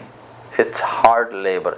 ਕਈ ਲੋਕੀ ਇੱਕ ਅੱਧਾ ਹਫ਼ਤਾ ਲਾ ਕੇ ਕੰਮ ਕਰਨ ਛੱਡ ਗਏ ਕਿ ਵੀ ਸਾਡੇ ਤੋਂ ਹੋ ਨਹੀਂ ਰਿਹਾ, ਪਰ ਕਈ ਲੋਕ ਇਸ ਗੱਲ ਨੂੰ ਇੰਜੋਏ ਕਰ ਰਹੇ ਵੀ ਸਾਨੂੰ ਐਕਸਰਸਾਈਜ਼ ਹੋ ਰਹੀ ਹੈ, ਅੱਗੇ ਨੂੰ ਅਸੀਂ ਬੈਟਰ ਫੀਲ ਕਰ ਰਹੇ ਹਾਂ, ਤੇ ਨਾਲੇ ਐਕਸਟਰਾ ਇਨਕਮ ਆ ਰਹੀ ਹੈ। ਸੋ ਇਹ ਇਕੱਲਾ ਉਸ ਜਗ੍ਹਾ ਤੇ ਨਹੀਂ ਹੈ, ਸਾਡੇ ਵੀ ਇੱਥੇ ਆਪਣੇ ਅੰਟਾਰੀਓ ਦੇ ਵਿੱਚ ਤਰਨ ਇੱਥੇ ਵੀ ਬਹੁਤ ਲੋਕ ਐਸੇ ਨੇ ਜਿਹੜੇ ਕਿ ਇਸ ਵੇਲੇ ਇਸ ਇੰਡਸਟਰੀ ਦੇ ਵਿੱਚ, ਹਾਲਾਂਕਿ ਬਾਹਰੋਂ ਸਾਡੀ ਆਉਂਦੀ ਹੈ ਤੇ ਮੈਕਸੀਕੋ ਨਾਲ ਹੁਣ ਸਾਡਾ ਐਗਰੀਮੈਂਟ ਹੋ ਕੇ ਹਟਿਆ ਵੀ ਲੇਬਰ ਇੱਥੇ ਆ ਕੇ ਕੰਮ ਕਰੇਗੀ, ਹਰ ਸਾਲ ਆਉਂਦੀ ਹੈ, ਪਰ ਇੱਥੋਂ ਦੇ ਲੋਕਲ ਲੋਕ ਵੀ ਇਸ ਵੇਲੇ ਜਿਹੜੀ ਇੱਥੋਂ ਦੀ ਖੇਤੀਬਾੜੀ ਹੈ ਉਹਦੇ ਵਿੱਚ ਵੀ ਹੈਲਪ ਕਰ ਰਹੇ ਨੇ ਜੀ। ਜੀ ਬਿਲਕੁਲ ਸਰ, ਥੋੜੀ ਜਿਹੀ ਹੁਣ ਵੈਕਸੀਨ ਦੀ ਵੀ ਗੱਲ ਕਰ ਲਈਏ। ਜਿਹੜੀ ਵੈਕਸੀਨ ਦੀ ਅਸੀਂ ਗੱਲ ਕਰ ਰਹੇ ਹਾਂ ਕਿ ਕਦੋਂ ਤੱਕ ਬਣ ਕੇ ਸਾਹਮਣੇ ਆਏਗੀ, ਉਧਰੋਂ ਚਾਈਨਾ ਦੇ ਉੱਤੇ ਲੋਕਾਂ ਦੀਆਂ ਵੀ ਕਾਫੀ ਨਸਲਾਂ ਟਿਕੀਆਂ ਹੋਈਆਂ ਨੇ ਕਿਉਂਕਿ ਟ੍ਰਾਇਲਸ ਨਾਲ ਦੀ ਨਾਲ ਹੋ ਰਹੇ ਨੇ। ਸਰ ਅੱਜ ਥੋੜੀ ਜਿਹੀ ਇੱਕ ਨਿਊਜ਼ ਪਹਿਲਾਂ ਮੈਂ ਡਿਸਕਸ ਕਰਨਾ ਚਾਹੂੰਗੀ, ਅੱਜ ਮੈਂ ਪੜ੍ਹ ਹੀ ਰਹੀ ਸੀ ਉਹ ਨਿਊਜ਼, ਉਹਦੇ ਵਿੱਚ ਸੀਗਾ ਕਿ ਕੀ ਭਾਰਤ ਹੁਣ ਸਭ ਤੋਂ ਪਹਿਲਾਂ ਲੈ ਕੇ ਆ ਸਕਦਾ ਕਰੋਨਾ ਵਾਇਰਸ ਦੀ ਜਿਹੜੀ ਵੈਕਸੀਨ ਹੈ, ਕਿਉਂਕਿ ਭਾਰਤ ਦੇ ਵਿੱਚ ਡਾਕਟਰ ਕ੍ਰਿਸ਼ਨਾ ਨੇ ਜਿਨ੍ਹਾਂ ਨੇ ਇਹਦਾ ਹਿਊਮਨ ਟ੍ਰਾਇਲ ਵੀ ਸ਼ੁਰੂ ਹੋ ਚੁੱਕਿਆ ਵਾ ਸਰ। ਇਹ ਉਹ ਨੇ ਡਾਕਟਰ ਜਿਹੜੇ ਕਿ US ਤੋਂ ਪ੍ਰੋਪਰ ਇਹਨਾਂ ਨੇ ਐਜੂਕੇਸ਼ਨ ਲਈ ਸੀ, ਇਸ ਤੋਂ ਬਾਅਦ ਇਹਨਾਂ ਨੇ ਇੰਡੀਆ ਦੇ ਵਿੱਚ ਆ ਕੇ ਆਪਣਾ ਖੁਦ ਦਾ ਕੰਮ ਸ਼ੁਰੂ ਕੀਤਾ, ਆਪਣੇ ਮਦਰ ਦੇ ਕਹਿਣ ਤੇ ਉਹ ਇੰਡੀਆ ਵਾਪਸ ਆ ਗਏ ਸੀ। ਡਾਕਟਰ ਕ੍ਰਿਸ਼ਨਾ ਦੇ ਵੱਲੋਂ ਬੇਸਿਕਲੀ ਇਹ ਤਾਮਿਲਨਾਡੂ ਦੇ ਰਹਿਣ ਵਾਲੇ ਨੇ, ਕਹਿੰਦੇ ਡਾਕਟਰ ਕ੍ਰਿਸ਼ਨਾ ਦੇ ਵੱਲੋਂ ਇਹ ਅਜਿਹੇ ਨੇ ਜਿਨ੍ਹਾਂ ਨੇ ਦੁਨੀਆ ਦਾ ਸਭ ਤੋਂ ਸਸਤਾ ਹੈਪੇਟਾਈਟਿਸ ਦਾ ਇੰਜੈਕਸ਼ਨ ਜਿਹੜਾ ਇਨਵੈਂਟ ਕੀਤਾ ਸੀ। ਇਸ ਤੋਂ ਬਾਅਦ ਜ਼ੀਕਾ ਵਾਇਰਸ ਦਾ ਜਿਹੜਾ ਸਭ ਤੋਂ ਪਹਿਲਾ ਵੈਕਸੀਨ ਤਿਆਰ ਹੋਇਆ ਸੀ ਉਹ ਇੰਡੀਆ ਵਿੱਚ ਹੋਇਆ ਸੀ, ਦੁਨੀਆ ਦਾ ਸਭ ਤੋਂ ਪਹਿਲਾ ਵੈਕਸੀਨ ਜ਼ੀਕਾ ਵਾਇਰਸ ਦਾ ਇੰਡੀਆ 'ਚ ਤਿਆਰ ਹੋਇਆ ਸੀ ਤੇ ਡਾਕਟਰ ਕ੍ਰਿਸ਼ਨਾ ਨੇ ਇਹ ਵੈਕਸੀਨ ਤਿਆਰ ਕੀਤਾ ਸੀ। ਤੇ ਹੁਣ ਕਿਹਾ ਜਾ ਰਿਹਾ ਕਿ ਉਹਨਾਂ ਦੇ ਵੱਲੋਂ ਸਰ ਵੈਕਸੀਨ ਇੱਕ ਤਿਆਰ ਕੀਤੀ ਗਈ ਹੈ ਕਰੋਨਾ ਵਾਇਰਸ ਨੂੰ ਲੈ ਕੇ, ਜਿਹਦਾ ਹਿਊਮਨ ਟ੍ਰਾਇਲ ਸ਼ੁਰੂ ਹੋ ਚੁੱਕਿਆ ਤੇ ਇਹ ਦਾਅਵਾ ਕੀਤਾ ਜਾ ਰਿਹਾ ਕਿ 15 ਅਗਸਤ ਨੂੰ ਜਿਹੜੀ ਇਹ ਵੈਕਸੀਨ ਹੈ ਸ਼ਾਇਦ ਇਹ ਲਾਂਚ ਹੋ ਜਾਵੇ। ਹੁਣ ਉਧਰੋਂ ਚਾਈਨਾ ਕਹਿ ਰਿਹਾ ਹੈ ਕਿ ਚਾਈਨਾ ਵੀ ਸ਼ਾਇਦ ਇਸ ਉਮੀਦ ਦੇ ਵਿੱਚ ਹੈਗਾ ਕਿ ਵੈਕਸੀਨ ਜਿਹੜੀ ਹੈ ਚਾਈਨਾ ਲਾਂਚ ਕਰ ਸਕਦਾ, 3rd ਸਟੇਜ ਤੱਕ ਪਹੁੰਚ ਚੁੱਕਿਆ ਉਹਦਾ ਜਿਹੜਾ ਹਿਊਮਨ ਟ੍ਰਾਇਲ ਆ। ਇਹ ਪੂਰੇ ਦੇ ਵਿੱਚ ਤੁਹਾਨੂੰ ਕੀ ਲੱਗ ਰਿਹਾ ਸਰ? ਮੈਂ ਏਸ਼ੀਆ ਦੀ ਭੂਮਿਕਾ ਪਹਿਲਾਂ ਜਾਣਨਾ ਚਾਹੂੰਗੀ, ਹਾਲਾਂਕਿ ਚਾਈਨਾ ਵੱਲੋਂ ਭੂਮਿਕਾ ਬਹੁਤ ਵੱਡੀ ਰਹੀ ਹੈ ਵਾਇਰਸ ਨੂੰ ਫੈਲਾਉਣ ਦੇ ਵਿੱਚ, ਪਰ ਹੁਣ ਵੈਕਸੀਨ ਦੀ ਗੱਲ ਕਰੀਏ ਤਾਂ ਏਸ਼ੀਆ ਦੀ ਭੂਮਿਕਾ ਕੀ ਰਹੂਗੀ? ਜਿਹੜਾ ਚਾਈਨਾ ਦਾ ਤਰਨ ਵਰਕ ਐਥਿਕ ਹੈ ਨਾ, ਉਹ ਮੇਰਾ ਖਿਆਲ ਹੈ ਜੈਪਨੀਜ਼ ਦਾ ਇਦੋਂ ਬੈਟਰ ਵਰਕ ਐਥਿਕ ਹੋਏਗਾ ਜਿੰਨਾ ਉੱਥੇ। ਬਟ ਪ੍ਰੋਬਲਮ ਅਸੀਂ ਇਸ ਕਰਕੇ ਡਿਨਾਈ ਕਰ ਜਾਂਦੇ ਹਾਂ ਕਿ ਅਸੀਂ ਕਹਿੰਦੇ ਉੱਥੇ ਜਿਹੜਾ ਰਾਜ ਹੈਗਾ ਕਮਿਊਨਿਸਟ ਰਾਜ ਹੈਗਾ, ਉੱਥੇ ਆਮ ਹਿਊਮਨ ਬੀਇੰਗ ਬਾਰੇ ਬਹੁਤਾ ਸੋਚਿਆ ਨਹੀਂ ਜਾਂਦਾ, ਜਿਹੜੀ ਚੀਜ਼ ਕਰਵਾਉਣੀ ਆ ਉਹ ਕਰਵਾਉਂਦੇ ਆ ਉਹ। ਬਟ ਜਿਹੜਾ ਵਰਕ ਐਥਿਕ ਹੈ ਉਹਦੇ ਮੁਤਾਬਕ ਜਿਵੇਂ ਉਹ ਲੱਗੇ ਹੋਏ ਨੇ। 3rd ਸਟੇਜ ਉੱਤੇ ਚਾਈਨਾ ਪਹੁੰਚ ਚੁੱਕਿਆ ਹੈਗਾ ਔਰ ਹਰੇਕ ਦੀ ਇਸ ਵੇਲੇ ਰੇਸ ਲੱਗੀ ਹੋਈ ਹੈ ਕਿ ਇਸ ਦਾ ਵਾਇਰਸ ਦਾ ਵੈਕਸੀਨ ਬਣਨਾ ਚਾਹੀਦਾ। ਤਰਨ ਫਿਰ ਵੀ ਜੇ 15 ਅਗਸਤ ਡੇਟ ਦਿੱਤੀ ਗਈ ਹੈ ਨਾ, ਹਲੇ ਜੁਲਾਈ ਸ਼ੁਰੂ ਹੋ ਚੁੱਕਿਆ, ਅਗਸਤ ਦੇ ਵਿੱਚ ਸਵਾ ਮਹੀਨਾ ਬਾਕੀ ਹੈ 15 ਤਾਰੀਖ ਨੂੰ। ਮੈਨੂੰ ਨਹੀਂ ਲੱਗਦਾ ਕਿ ਇੰਨੀ ਛੇਤੀ ਵੈਕਸੀਨ ਬਣ ਸਕਦਾ। ਜੇ ਉਹ ਵੈਕਸੀਨ ਆਈ ਹੋਪ ਬਣ ਗਿਆ ਠੀਕ ਹੈ, ਹੋ ਸਕਦਾ ਉਹ ਵੈਕਸੀਨ ਪਹਿਲਾਂ ਵੀ ਤਰਨ ਜਿਹੜਾ ਵੈਕਸੀਨ ਬਣਨਾ ਨਾ, ਇਹ ਜ਼ਰੂਰੀ ਨਹੀਂ ਹੈ ਕਿ ਹਰ ਇੱਕ ਦੇ ਨੂੰ ਫਿੱਟ ਆਏਗਾ।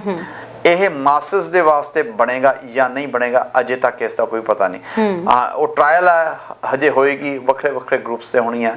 ਸਮਾਂ 15 ਅਗਸਤ ਤੱਕ ਥੋੜਾ, ਜੇ ਆ ਜਾਂਦਾ ਤਾਂ ਬਹੁਤ ਵਧੀਆ ਗੱਲ ਹੈ। ਚਾਈਨਾ ਦਾ ਵੀ ਐਂਡ ਇਟਸ ਤਰਨ ਫਰੈਂਕਲੀ ਠੀਕ ਹੈ, ਲੋਕਾਂ ਦਾ ਭਲਾ ਤਾਂ ਹੋਵੇਗਾ।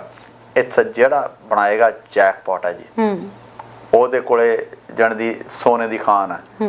ਸਾਰੀ ਦੁਨੀਆ ਨੂੰ ਇਸ ਵੇਲੇ ਲੋੜ ਹੈ, ਦੁਨੀਆ ਡਰੀ ਹੋਈ ਹੈ, ਹਰ ਇੱਕ ਚਾਹੁੰਦਾ ਸਾਨੂੰ ਦਵਾਈ ਦਿਓ, ਦਵਾਈ ਚਾਹੀਦੀ ਹੈ ਕਿਉਂਕਿ ਤੁਸੀਂ ਕੁਝ ਸਾਰੀ ਦੁਨੀਆ ਆਪਣੇ ਕੰਮਾਂ ਕਾਰਾਂ ਤੋਂ ਤਰਨ, ਜਿਵੇਂ ਰੇਲਵੇ ਟਰੈਕ ਤੋਂ ਰੇਲਵੇ ਰਹਿ ਜਾਂਦਾ, ਇੰਜਨ ਲੈ ਜਾਂਦਾ, ਇਹ ਹਾਲ ਹੋਇਆ। ਹਰ ਕੋਈ ਚਾਹੁੰਦਾ ਕਿ ਅਸੀਂ we want back on the tracks.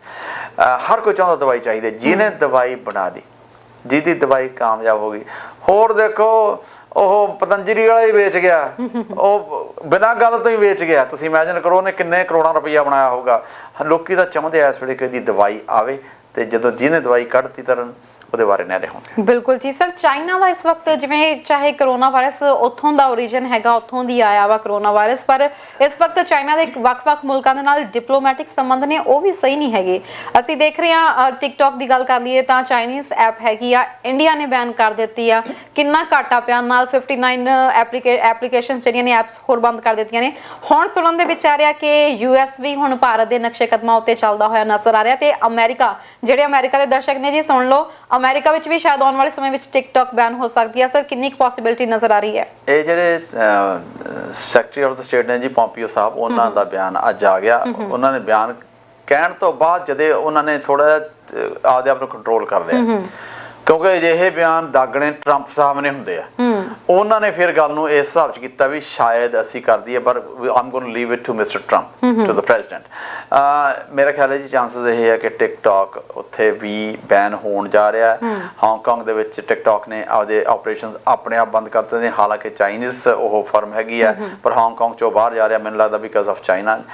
ਉੱਥੇ ਅਜੇ ਵੀ ਲੋਕਾਂ ਦਾ ਕੰਟਰੋਲ ਨਹੀਂ ਹੈ, ਤੇ ਟਿਕਟੌਕ ਦੇ ਉੱਤੇ ਦੋਸ਼ ਇਹ ਲਾਏ ਜਾ ਰਹੇ ਨੇ, ਕਿਉਂਕਿ ਦੋਸ਼ ਨਾਰਮਲੀ ਹੈ ਤਰਨ ਇਹ ਲੱਗਣੇ। ਰੀਜ਼ਨ ਇਹ ਹੈ ਚਾਈਨੀਜ਼ ਜਿਹੜੀ ਅਥਾਰਟੀਜ਼ ਨੇ, ਜਿਹੜੀ ਚਾਈਨਾ ਗਵਰਨਮੈਂਟ ਹੈ, ਉਹ ਜਿੰਨੀਆਂ ਵੀ ਚਾਈਨੀਜ਼ ਕੰਪਨੀਆਂ ਹੈ ਉਹਨਾਂ ਦੇ ਡਾਟੇ ਨੂੰ ਕਿਸੇ ਵੀ ਵੇਲੇ ਐਕਸੈਸ ਮੰਗ ਸਕਦੀ ਹੈ। ਸੋ ਇਸ ਗੱਲ ਦਾ ਹੀ ਡਰ ਹੈ, ਇਸੇ ਕਰਕੇ ਜਿਹੜਾ ਹੁਆਵੇ ਹੈ ਉਹਦਾ ਰੌਲਾ ਪਿਆ ਹੈ। ਉਹ ਕਿਉਂ ਬਾਕੀ ਕੰਟਰੀਜ਼ ਦੇ ਵਿੱਚ ਕਿਉਂ ਨਹੀਂ ਜਾ ਰਿਹਾ? ਬ੍ਰਿਟੇਨ ਨੇ ਆਲਰੇਡੀ ਗੱਲ ਕਹਿ ਦਿੱਤੀ, ਕੱਲ ਕਹੀ ਸੀ ਤਰਨ ਉਹਨਾਂ ਨੇ ਕਿ ਹੁਆਵੇ ਦਾ ਉੱਥੇ ਕੁਝ ਹੈਗਾ। ਉਹ ਕਹੇ ਵੀ ਇਹ, ਉਹਨਾਂ ਨੇ ਇਹ ਗੱਲ ਕਹੀ ਵੀ ਇਹ ਪੱਥਰ ਤੇ ਲਕੀਰ ਨਹੀਂ ਹੈ, ਹੁਆਵੇ ਨੂੰ ਅਸੀਂ ਇੱਥੇ ਵੀ ਬੈਨ ਕਰ ਸਕਦੇ ਹਾਂ। ਸੋ ਜਿਹੜੇ ਚਾਈਨੀਜ਼ ਫਰਮ ਹੈ ਉਹਨਾਂ ਨੂੰ ਇਹ ਜਦ ਤੱਕ ਉਹ ਬਾਕੀ ਦੁਨੀਆ ਨੂੰ ਇਹ ਨਹੀਂ ਯਕੀਨ ਦਿਵਾਉਣਗੀਆਂ ਕਿ ਸਾਡੇ ਕੋਲੇ ਜਿਹੜਾ ਡਾਟਾ ਸਾਡੇ ਕੋਲੇ ਸੁਰੱਖਿਅਤ ਰਹੇਗਾ, ਸਾਡੀ ਸਰਕਾਰ ਉਹਨੂੰ ਐਕਸੈਸ ਨਹੀਂ ਕਰੇਗੀ, ਉਦੋਂ ਤੱਕ ਚਾਈਨੀਜ਼ ਜਿਹੜੀਆਂ ਇਸ ਵੇਲੇ ਫਰਮਾਂ ਨੇ, ਕੋਈ ਵੀ ਨੇ, ਉਹਨਾਂ ਨੂੰ ਆਪਣਾ ਸਮਾਨ ਵੇਚਣਾ ਬਹੁਤ ਮੁਸ਼ਕਲ ਹੋ ਜਾਏਗਾ। ਇਹ ਚਾਈਨਾ ਦੇ ਉੱਤੇ ਚਾਹੇ ਠੀਕ ਹੈ ਹਰ ਇੱਕ ਚੀਜ਼ ਦੇ ਵਿੱਚ ਚਾਈਨਾ ਦਾ ਕਿਸੇ ਨਾ ਕਿਸੇ ਹਿਸਾਬ ਦੇ ਵਿੱਚ ਰੋਲ ਹੈਗਾ, ਪਰ ਚਾਈਨਾ ਨੂੰ ਇਸ ਗੱਲ ਦਾ ਬਹੁਤ ਵੱਡਾ ਝਟਕਾ ਲੱਗੇਗਾ, ਕਿਉਂਕਿ ਚਾਈਨਾ ਆਪਦੇ ਵਿੱਚ ਕੰਜ਼ਿਊਮਰ ਬਹੁਤ ਵੱਡਾ, ਪਰ ਸਾਰੀ ਦੁਨੀਆ ਨੂੰ ਉਹ ਸਮਾਨ ਸਪਲਾਈ ਕਰਦਾ। ਉਹ ਸਮਾਨ ਸਪਲਾਈ ਹੋਣੋਂ ਹਟ ਜਾਏਗਾ ਔਰ ਚਾਈਨਾ ਦੀ ਇਕਨੋਮੀ ਤੇ ਇਸ ਗੱਲ ਦਾ ਬਹੁਤ ਵੱਡਾ ਅਸਰ ਪਵੇਗਾ। ਸਰ ਚਾਈਨਾ ਦੀ ਗੱਲ ਕਰੀਏ ਤਾਂ ਡਿਪਲੋਮੈਟਿਕ ਸੰਬੰਧ ਵੀ ਇਹਨਾਂ ਦੇ ਕੰਟਰੀਜ਼ ਦੇ ਨਾਲ ਖਰਾਬ ਹੋ ਰਿਹਾ। ਕੋਈ ਸਮਾਂ ਸੀ ਜਦੋਂ ਚਾਈਨਾ ਨੇ ਆਸਟ੍ਰੇਲੀਆ ਜਾਣ ਵਾਲੇ ਆਪਣੇ ਨਾਗਰਿਕਾਂ ਨੂੰ ਕਿਹਾ ਸੀ ਕਿ ਆਸਟ੍ਰੇਲੀਆ ਵਿੱਚ ਨਾ ਜਾਓ, ਉੱਥੇ ਰੇਸਿਜ਼ਮ ਚੱਲ ਰਿਹਾ, ਤੁਹਾਡੇ ਉੱਤੇ ਅਟੈਕ ਹੋ ਸਕਦਾ ਆ। ਜਦੋਂ ਦਾ ਕੈਨੇਡੀਅਨ 2 ਨਾਗਰਿਕ ਚਾਈਨਾ ਨੇ ਜਾਸੂਸੀ ਦੇ ਮਾਮਲੇ 'ਚ ਗ੍ਰਿਫਤਾਰ ਕੀਤੇ ਨੇ, ਹੁਣ ਉਸ ਤੋਂ ਬਾਅਦ ਹੁਣ ਚਾਈਨਾ ਜਾਣ ਵਾਲੇ ਵੱਖ-ਵੱਖ ਮੁਲਕਾਂ ਦੇ ਲੋਕ ਵੀ ਜਿਹੜੇ ਆ ਉਹ ਥੋੜੇ ਜਿਹੇ ਇਸ ਵਕਤ ਸਖਤੇ ਵਿੱਚ ਹੈਗੇ ਨੇ। ਆਸਟ੍ਰੇਲੀਆ ਨੇ ਕਿਹਾ ਆਪਣੇ ਨਾਗਰਿਕਾਂ ਨੂੰ ਕਿ ਜੇਕਰ ਤੁਸੀਂ ਚਾਈਨਾ ਵਿੱਚ ਜਾਂਦੇ ਹੋ ਤਾਂ ਸਾਵਧਾਨ ਹੋ ਜਾਓ। ਜਿਵੇਂ ਕਿਸੇ ਸਮੇਂ ਕੈਨੇਡੀਅਨ ਪ੍ਰਧਾਨ ਮੰਤਰੀ ਨੇ ਕਿਹਾ ਸੀ ਕਿ ਵਾਪਸ ਆ ਜਾਓ, ਤੁਹਾਨੂੰ ਖਤਰਾ ਹੋ ਸਕਦਾ, ਤਾਂ ਹੁਣ ਆਸਟ੍ਰੇਲੀਅਨ ਪ੍ਰਧਾਨ ਮੰਤਰੀ ਨੇ ਸਪੈਸ਼ਲੀ ਇਹ ਗੱਲ ਆਖੀ ਹੈ ਜਿਹੜੇ ਚਾਈਨਾ ਦੇ ਵਿੱਚ ਹੈਗੇ ਨੇ ਕਿ ਤੁਸੀਂ ਵਾਪਸ ਆ ਜਾਓ, ਤੁਹਾਨੂੰ ਉੱਥੇ ਖਤਰਾ ਹੋ ਸਕਦਾ ਆ। ਤਰਨ ਸਹੀ ਗੱਲ ਆ। ਐਕਚੁਅਲੀ ਚਾਈਨਾ ਨੇ ਉਦੋਂ ਪਹਿਲਾਂ ਇੱਕ ਹੋਰ ਵਾਰਨਿੰਗ ਦਿੱਤੀ ਹੈ। ਉਹਨਾਂ ਨੇ ਜਿਹੜੇ ਚਾਈਨੀਜ਼ ਇਸ ਵੇਲੇ ਕੈਨੇਡਾ 'ਚ ਨੇ, ਕਿਉਂਕਿ ਸਾਡੇ ਸੰਬੰਧ ਖਰਾਬ ਹੋ ਰਹੇ ਨੇ, ਉਹਨਾਂ ਨੇ ਆਪਣੇ ਸਾਰੇ ਸਿਟੀਜ਼ਨ ਨੂੰ ਇਹ ਵਾਰਨਿੰਗ ਦਿੱਤੀ ਹੈ ਕਿ ਕੈਨੇਡਾ ਦੇ ਵਿੱਚ ਤੁਹਾਨੂੰ ਹੋ ਸਕਦਾ ਪ੍ਰੋਬਲਮ ਆਵੇ, ਸੋ ਕਮ ਬੈਕ। ਅੱਛਾ, ਜਿਹੜਾ ਆਸਟ੍ਰੇਲੀਆ ਉਹਨੇ ਇਹ ਗੱਲ ਕਹੀ ਹੈ ਚਾਈਨਾ ਦੇ ਵਿੱਚ ਵੀ ਜਿਹੜੇ ਉਹਨਾਂ ਦੇ ਆਸਟ੍ਰੇਲੀਅਨਸ ਹੈਗੇ ਨੇ, come back. You know what, something is happening behind the scenes। Australia ਕੋਲੇ ਜ਼ਰੂਰ ਐਸੀ ਖਬਰ ਆਈ ਹੈ ਕਿ ਐਸਾ ਨਾ ਹੋਵੇ ਕਿਸੇ ਆਸਟ੍ਰੇਲੀਅਨ ਨੂੰ, ਜਿਵੇਂ ਕੈਨੇਡੀਅਨਸ 2 ਫੜੇ ਹੋਏ ਨੇ, ਕਿਸੇ ਆਸਟ੍ਰੇਲੀਅਨਸ ਨੂੰ ਵੀ ਐਵੇਂ ਫੜ ਲਿਆ ਜਾਵੇ। ਤੇ ਜਿਹੜੇ ਜੋ ਹਾਲਤ ਹੈ ਇਸ ਵੇਲੇ ਕੈਨੇਡੀਅਨਸ ਦੀ ਹੈਗੀ ਆ, ਸੌਰੀ ਹਲੇ ਲੱਗਦਾ ਨਹੀਂ ਹੈ ਡਿਪਲੋਮੈਸੀ ਕਿੱਥੇ ਤੱਕ ਜਾਵੇਗੀ। ਜਦ ਤੱਕ ਜਿਹੜੀ ਆ ਮਨਮਨਜੋਤ ਹੁਆਵੇ ਵਾਲੀ ਜਿਹੜੀ CFO ਆ, ਜਦ ਤੱਕ ਉਹ ਨਹੀਂ ਛੱਡੀ ਜਾਣੀ, ਜਦ ਤੱਕ ਉਹਦਾ ਕੋਈ ਫੈਸਲਾ ਨਹੀਂ ਹੁੰਦਾ, ਮੈਨੂੰ ਇਸ ਗੱਲ ਦਾ ਡਰ ਹੈ ਕਿ ਜਿਹੜੇ ਸਾਡੇ 2 ਕੈਨੇਡੀਅਨ ਮਾਈਕਲਸ, ਦੋਨੇ ਮਾਈਕਲਸ ਨੇ, ਲਾਸਟ ਨੇਮ ਆਰ ਡਿਫਰੈਂਟ, ਜਿਹੜੇ ਸਾਡੇ 2 ਉੱਥੇ ਉਹਨਾਂ ਨੇ ਫੜੇ ਹੋਏ ਨੇ ਜੀ, ਉਹਨਾਂ ਨੂੰ ਛੱਡਣਾ ਚਾਈਨਾ ਨਹੀਂ ਛੱਡੇਗਾ ਜੀ, ਕਿਉਂਕਿ ਉਹ ਪੌਨਸ ਨੇ ਇਸ ਸ਼ਤਰੰਜ ਦੀ ਖੇਡ ਦੇ ਵਿੱਚ। ਉਹ 2 ਪੌਨ ਨੇ ਜਿਨ੍ਹਾਂ ਨੂੰ ਚਾਈਨਾ ਵਰਤ ਰਿਹਾ, ਔਰ ਕਿਤੇ ਇਹ ਨਾ ਹੋਵੇ, ਆਸਟ੍ਰੇਲੀਆ ਨੂੰ ਇਹ ਡਰ ਹੈ ਕਿਤੇ ਇਹ ਗੱਲ ਨਾ ਹੋਵੇ ਕਿਤੇ ਕੋਈ ਆਸਟ੍ਰੇਲੀਅਨ ਵੀ ਇਸ ਤਰ੍ਹਾਂ ਫੜੇ ਜਾਣ ਤੇ ਉਹਨਾਂ ਨੂੰ ਪ੍ਰੋਬਲਮ ਆਵੇ। ਵੈਸੇ ਜਦੋਂ ਹਾਲਾਤ ਤਰਨ ਐਸੇ ਹੋ ਜਾਂਦੇ ਨੇ, ਮੈਂ ਕੈਨੇਡੀਅਨਸ ਨੂੰ ਵੀ, ਸਾਡੀ ਆਪਣੀ ਕਮਿਊਨਿਟੀ ਦੇ ਵਿੱਚੋਂ ਬਹੁਤ ਲੋਕ ਅੱਜ ਕੱਲ੍ਹ ਚਾਈਨਾ ਜਾ ਰਹੇ ਨੇ। ਚਾਈਨਾ ਦੀ ਰੀਜ਼ਨ ਤਰਨ ਇਹ ਹੈ, China is a beautiful country ਔਰ ਡੀਲਸ ਬੜੀਆਂ ਵਧੀਆ ਨੇ ਚਾਈਨਾ ਨੂੰ। ਉੱਠੀ ਹੁਣ ਤਾਂ 에ਅਰ ਟਰੈਵਲ ਬੰਦ ਹੋਇਆ ਨਾ, ਉਸ ਤੋਂ ਪਹਿਲਾਂ ਚਾਈਨਾ ਨੂੰ ਡੀਲਸ ਬਹੁਤ ਵਧੀਆ ਨੇ ਔਰ ਤੁਸੀਂ ਬਹੁਤ ਸਸਤੇ ਦੇ ਵਿੱਚ ਚਾਈਨਾ ਦਾ ਹਫ਼ਤਾ ਜਾਂ 15 ਦਿਨ ਦਾ ਗੇੜਾ ਲਾ ਸਕਦੇ ਹੋ।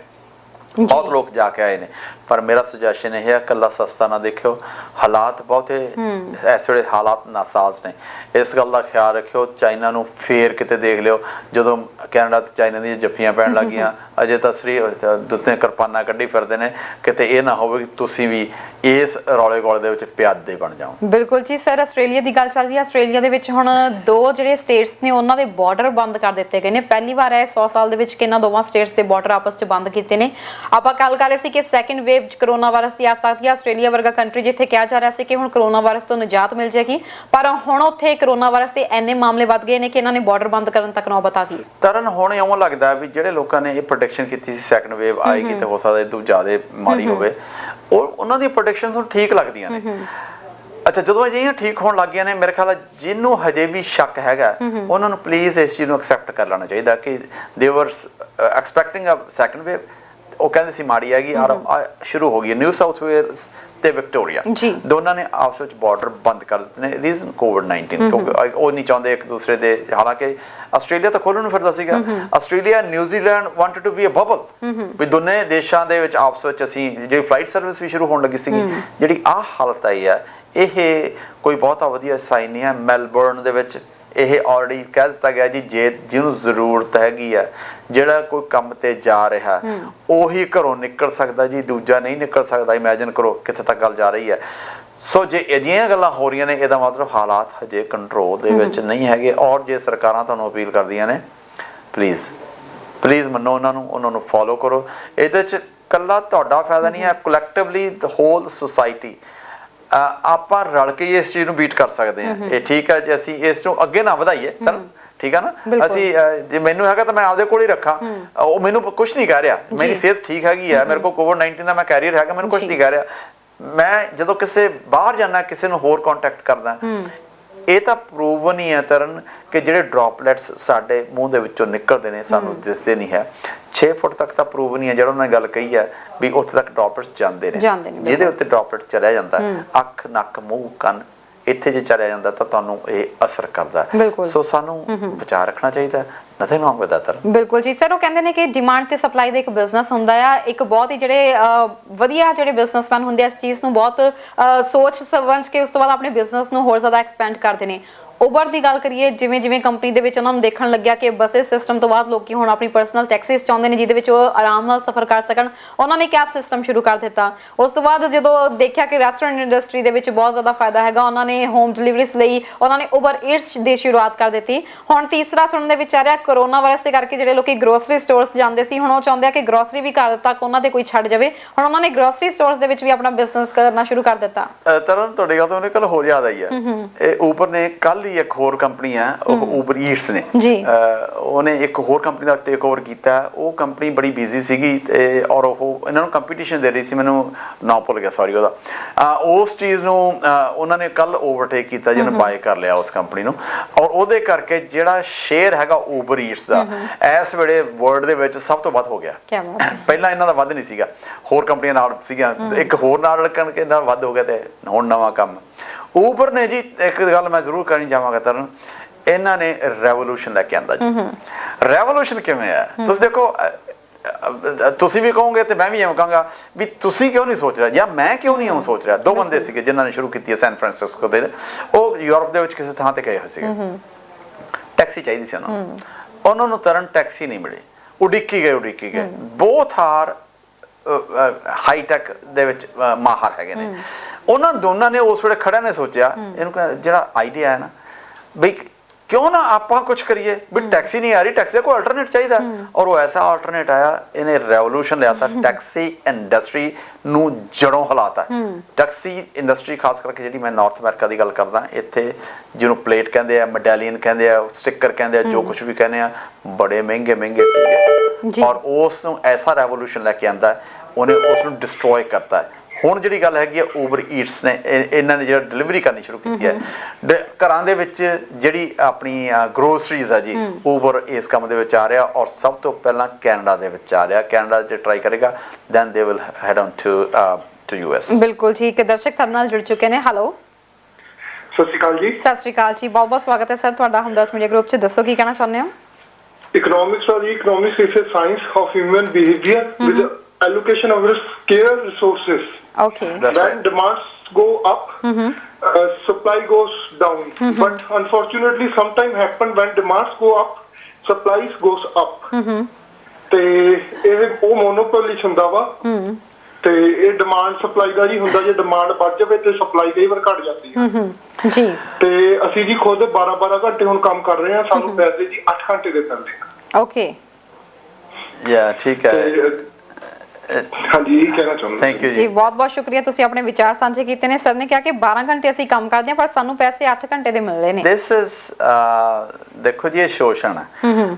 ਮੈਨੂੰ ਨਹੀਂ ਪਤਾ ਇਹਨਾਂ ਦੀ ਸੈਟਅਪ ਕਿਹੜੇ ਹਿਸਾਬ 'ਚ ਹੋਏਗੀ, ਜਿਹੜੇ ਹਿਸਾਬ 'ਚ ਇਹ 12 ਘੰਟੇ ਕੰਮ ਕਰ ਰਹੇ ਤੇ 8 ਘੰਟੇ ਦੇ ਪੈਸੇ ਲੈ ਰਹੇ ਨੇ, ਜਾਂ ਤਾਂ ਹੋ ਸਕਦਾ ਓਵਰ ਟਾਈਮ ਬੰਦ ਕੀਤਾ ਹੋਵੇ, ਕੁਛ ਇਸ ਤਰ੍ਹਾਂ ਦੀ ਗੱਲ ਹੋਏਗੀ। ਕੁਛ ਨਾ ਕੁਛ ਹੋਈ ਸੈਟਅਪ ਹੋਏਗਾ, ਪਰ they might have agreed to that setup. ਬਿਲਕੁਲ ਸਰ, ਪਰ ਮੈਂ ਇੱਕ ਸੌਰੀ ਮੈਂ ਤੁਹਾਨੂੰ ਇੱਥੇ That's okay, ਰੋਕ ਰਹੀ ਹਾਂ। ਮੈਂ ਦੱਸ ਦਵਾਂ ਕਿਉਂਕਿ ਅੱਜ ਹੀ ਮੈਂ ਇਮੀਗ੍ਰੇਸ਼ਨ ਦਾ ਪ੍ਰੋਗਰਾਮ ਕਰਕੇ ਹਟੀਆਂ ਤੇ ਇਸੇ ਗੱਲ ਦੇ ਉੱਤੇ ਵੀ ਵਿਚਾਰ ਵਟਾਂਦਰਾ ਹੋਇਆ ਕਿ ਜੇਕਰ ਤੁਹਾਡੇ EMPLOYER ਤੁਹਾਨੂੰ ਤੁਹਾਡੀ ਤੈਅਸ਼ੁਦਾ ਸੈਲਰੀ ਤੋਂ ਘੱਟ ਤੁਹਾਨੂੰ ਦੇ ਰਹੇ ਨੇ ਜਾਂ ਕਿਸੇ ਵੀ ਤਰੀਕੇ ਦਾ ਤੁਹਾਨੂੰ ਸ਼ੋਸ਼ਣ ਕਰ ਰਹੇ ਨੇ ਤਾਂ ਤੁਸੀਂ ਇਸ ਦੀ ਕੰਪਲੇਂਟ ਕਰ ਸਕਦੇ ਹੋ। ਡਿਟੇਲ ਦੇ ਲਈ ਉਹ ਪ੍ਰੋਗਰਾਮ ਦੇਖ ਸਕਦੇ ਹੋ। ਸੋ ਜਿਵੇਂ ਇਹਨਾਂ ਨੇ ਗੱਲ ਕੀਤੀ, ਮੇਰੇ ਜ਼ਿਹਨ ਦੇ ਵਿੱਚ ਆ ਗਿਆ ਕਿ ਇਹ ਵੀ ਇੱਕ ਉਹਦੇ ਵਿੱਚ ਫੈਕਟਰ ਸੀ। ਜੇਕਰ ਤੁਹਾਨੂੰ ਸਮੇਂ ਜੇ ਤੁਹਾਡੇ ਤੋਂ ਵੱਧ ਕੰਮ ਕਰਾਇਆ ਜਾ ਰਿਹਾ ਪਰ ਤੁਹਾਨੂੰ ਉਹਦੇ ਲਈ ਪੇ ਨਹੀਂ ਕੀਤਾ ਜਾ ਰਿਹਾ ਤਾਂ ਤੁਸੀਂ ਵੀ ਇਹਦੇ ਲਈ ਤੁਸੀਂ ਆਪਦੀ ਆਵਾਜ਼ ਚੁੱਕ ਸਕਦੇ ਹੋ। ਇਹਨਾਂ ਨੇ ਇਕਨੋਮਿਕਸ ਦੇ ਲਾਅ ਦੀ ਗੱਲ ਕੀਤੀ ਹੈ ਜੀ, ਡਿਮਾਂਡ ਐਂਡ ਸਪਲਾਈ ਦੀ ਤੁਸੀਂ ਗੱਲ ਕੀਤੀ ਸੀ। ਇੱਕ ਹੋਰ ਲਾਅ ਹੈ ਇਕਨੋਮਿਕਸ ਦਾ, ਔਰ ਮੈਨੂੰ ਉਹਦਾ ਨਾਮ ਭੁੱਲ ਗਿਆ, ਜੇ ਮੈਨੂੰ ਕੋਈ ਯਾਦ ਦਵਾ ਸਕਦਾ ਤਾਂ ਵੈਰੀ ਵੈਰੀ ਨਾਈਸ।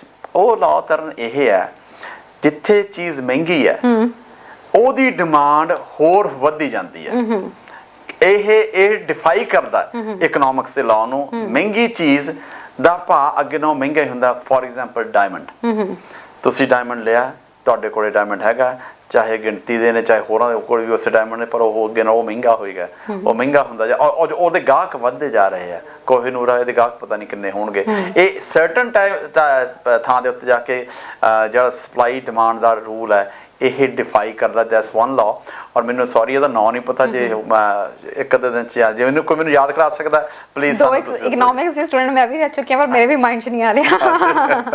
ਬਿਲਕੁਲ ਸਰ, ਉਬਰ ਦੀ ਅਸੀਂ ਗੱਲ ਕਰ ਰਹੇ ਸੀਗੇ ਤੇ ਇਹ ਜ਼ਰੂਰ ਹੈ ਕਿ ਇੰਡਸਟਰੀ ਦੇ ਜਿਨ੍ਹਾਂ ਦੇ ਵੀ ਜ਼ਿਹਨ ਦੇ ਵਿੱਚ ਹੈਗਾ, ਪਰ ਬਿਲਕੁਲ ਮੌਕੇ ਦੇ ਉੱਤੇ ਜਿਹੜਾ ਸਥਿਤੀ ਨੂੰ ਨਾਪਦੇ ਹੋਏ ਭਾਂਪਦੇ ਹੋਏ ਉਹ ਚੀਜ਼ ਸ਼ੁਰੂਆਤ ਕੀਤੀ ਗਈ ਹੈ। ਤਰਨ ਬਹੁਤ ਸਮਾਰਟ ਲੋਕਾਂ ਦੇ ਹੱਥ ਵਿੱਚ ਹੈਗੀ ਹਾਲ। ਔਰ ਹੋਰ ਗੱਲ ਆ ਤੁਸੀਂ ਸੋਚਣ ਵਾਲੀ ਗੱਲ, ਉਬਰ ਘਾਟੇ 'ਚ ਜਾ ਰਹੀ ਹੈ। ਇਹ ਨਹੀਂ ਮੈਨੂੰ ਸਮਝ ਆਉਂਦੀ ਵੀ ਘਾਟੇ 'ਚ ਕਿਉਂ ਜਾ ਰਹੀ ਹੈ। ਸਾਰੀ ਇੰਡਸਟਰੀ ਤਬਾਹ ਕਰਤੀ ਉਹਨਾਂ ਨੇ, ਹਜੇ ਵੀ ਘਾਟੇ 'ਚ ਜਾ ਰਹੀ ਹੈ। I have no idea how they are doing it, ਪਰ ਫਿਰ ਵੀ ਚੱਲੀ ਜਾ ਰਿਹਾ, ਹੋਰ ਟੇਕ ਓਵਰ ਕਰੀ ਜਾ ਰਹੇ ਨੇ। ਰੈਵੋਲੂਸ਼ਨ ਇਟਸ ਜਿਹੜੇ ਵੀ ਮੈਂ ਬਹੁਤ ਦੋਸਤ ਮਿੱਤਰ ਹੈ ਜੀ ਮੇਰੇ ਇਸ ਮਾਮਲੇ, ਈਵਨ ਟਰੱਕਿੰਗ ਦੇ ਵਿੱਚ ਆ ਰਹੀ ਹੈ ਉਹ। ਕੋਈ ਥਾਂ ਛੱਡਿਆ ਹੀ ਨਹੀਂ ਜਿਹੜੀ ਆ ਤੁਸੀਂ ਗਰੋਸਰੀ ਸਪਲਾਈਜ਼ ਦੀ ਹੈ। ਦੇਖੋ ਇਹ ਵੀ ਇਹਦੇ ਵਿੱਚ ਵੀ ਆ ਰਹੀ ਹੈ, ਈਟਸ ਦੇ ਵਿੱਚ ਆ ਰਹੀ ਨੇ, ਆਲਰੇਡੀ ਐਸਟੈਬਲਿਸ਼ ਹੋਈ ਹੈ। ਟੈਕਸੀ ਇੰਡਸਟਰੀ ਦਾ ਤਾਂ ਇਹਨਾਂ ਨੇ ਜਿਹੜਾ ਜ਼ੀਰੋ ਕਰ ਦਿੱਤੀ ਹੈ ਜੀ। I hope taxi industry revise back. ਔਰ ਟੈਕਸੀ ਇੰਡਸਟਰੀ ਵਾਸਤੇ ਇੱਕ ਹੋਰ ਵੀ ਸੁਨੇਹਾ ਹੈ ਜੀ, if you can't beat them join them, you got to do something। ਹੁਣ ਕਈ ਟੈਕਸੀ ਕੰਪਨੀਆਂ ਨੇ ਤਰਨ ਉਹ ਇਸ ਕੰਮ ਤੇ ਆ ਰਹੀਆਂ ਨੇ, ਆਪਣੀਆਂ ਐਪਸ ਬਣਾ ਰਹੀਆਂ ਨੇ, ਕਈਆਂ ਨੇ ਬਣਾ ਰਹੀਆਂ ਨੇ, ਉਸ ਬੇਸ ਤੇ ਕੰਮ ਕਰਦੀਆਂ ਨੇ। ਉਹ ਠੀਕ ਰਹਿ ਜਾਣਗੀਆਂ, ਉਹ ਬਚ ਜਾਣਗੀਆਂ। ਜਿਹੜੇ ਹਜੇ ਵੀ ਆਪਣੀ ਪੁਰਾਣੇ ਸਿਸਟਮ ਤੇ ਬੈਠੇ ਹੈਗੇ ਆ, ਉਹ ਰੇਡੀਓ ਸਿਸਟਮ ਤੇ ਬੈਠੇ ਆ, ਇਹੋ ਜਿਹੇ ਕੁਛ ਤੇ ਬੈਠੇ ਆ, ਉਹ ਜੀ ਸਰਵਾਈਵ ਨਹੀਂ ਜੀ ਕਰਨਗੇ। ਉਹਨਾਂ ਵਾਸਤੇ ਬਹੁਤ ਔਖਾ ਹੋ ਜਾਏਗਾ। ਸਰ ਸਰਵਾਈਵ ਦੀ ਗੱਲ ਕੀਤੀ, ਇਸ ਵਕਤ 에ਅਰਲਾਈਨਸ ਇੰਡਸਟਰੀ ਵੀ ਜਿਹੜੀਆਂ ਮੁਸ਼ਕਲਾਂ 'ਚ ਘਿਰੀ ਹੋਈ ਹੈ। ਕੈਨੇਡੀਅਨ ਜਿਹੜੀਆਂ 에ਅਰਲਾਈਨਸ ਨੇ ਉਹਨਾਂ ਨੂੰ ਲੈ ਕੇ ਇੱਕ ਸਰਵੇ ਹੋਇਆ ਸੀ ਜਿਹਦੇ ਬਾਰੇ ਵਿੱਚ ਕੋਈ ਬਹੁਤਾ ਵਧੀਆ ਵਿਊਜ਼ ਉਹਨਾਂ ਨੂੰ ਲੈ ਕੇ ਸਾਹਮਣੇ ਨਹੀਂ ਆਏ। 에ਅਰਲਾਈਨਸ ਬਾਰ-ਬਾਰ ਕਹਿ ਰਹੀਆਂ ਸੀ ਕਿ ਅਸੀਂ ਹੁਣ ਸਭ ਕੁਝ ਓਪਨ ਕਰ ਦੇਣਾ ਆ, ਨਾਰਮਲ ਫਲਾਈਟ ਸਟਾਰਟ ਕਰ ਦੇਣੀਆਂ ਨੇ ਤੇ ਜਿਹੜਾ ਸੋਸ਼ਲ ਡਿਸਟੈਂਸਿੰਗ ਸੀ ਫਲਾਈਟਸ ਦੇ ਵਿੱਚ ਉਹਨੂੰ ਬੰਦ ਕਰ ਦੇਣਾ। ਇਹਨੂੰ ਲੈ ਕੇ ਸਰਵੇ ਕੀ ਆਇਆ ਸਰ? ਇਸ ਮਹੀਨੇ ਤੋਂ ਇਹ ਕੰਮ ਸ਼ੁਰੂ ਹੋ ਗਿਆ ਤਰਨ। ਔਰ ਸਰਵੇ ਜਿਹੜਾ ਆਇਆ ਤਰਨ ਕੈਨੇਡੀਅਨ 에ਅਰਲਾਈਨਸ ਵਾਸਤੇ ਕੋਈ ਬਹੁਤਾ ਵਧੀਆ ਨਹੀਂ। ਇਪਸੋਸ ਦੀ ਇਹ ਪੋਲ ਆਈ ਹੈ ਜੀ, ਬੜੀ ਵੱਡੀ ਫਰਮ ਹੈ। ਉਹਨੇ ਇਹ ਪੋਲ 'ਚ 72% ਲੋਕਾਂ ਨੇ ਇਸ ਗੱਲ ਨੂੰ ਕਿਹਾ ਕਿ ਸਾਨੂੰ ਇਹ ਗੱਲ ਪਸੰਦ ਨਹੀਂ ਹੈ, ਸਾਨੂੰ ਡਰ ਲੱਗਦਾ 에ਅਰਲਾਈਨ ਦੇ ਵਿੱਚ। ਪਹਿਲਾਂ ਸ਼ਾਇਦ ਉਹ ਤਿਆਰ ਸੀਗੇ ਟਰੈਵਲ ਕਰਨ ਵਾਸਤੇ ਵੀ ਜਦੋਂ ਸੀਟ ਇੱਕ ਖਾਲੀ ਰੱਖੀ ਜਾਂਦੀ ਹੈ।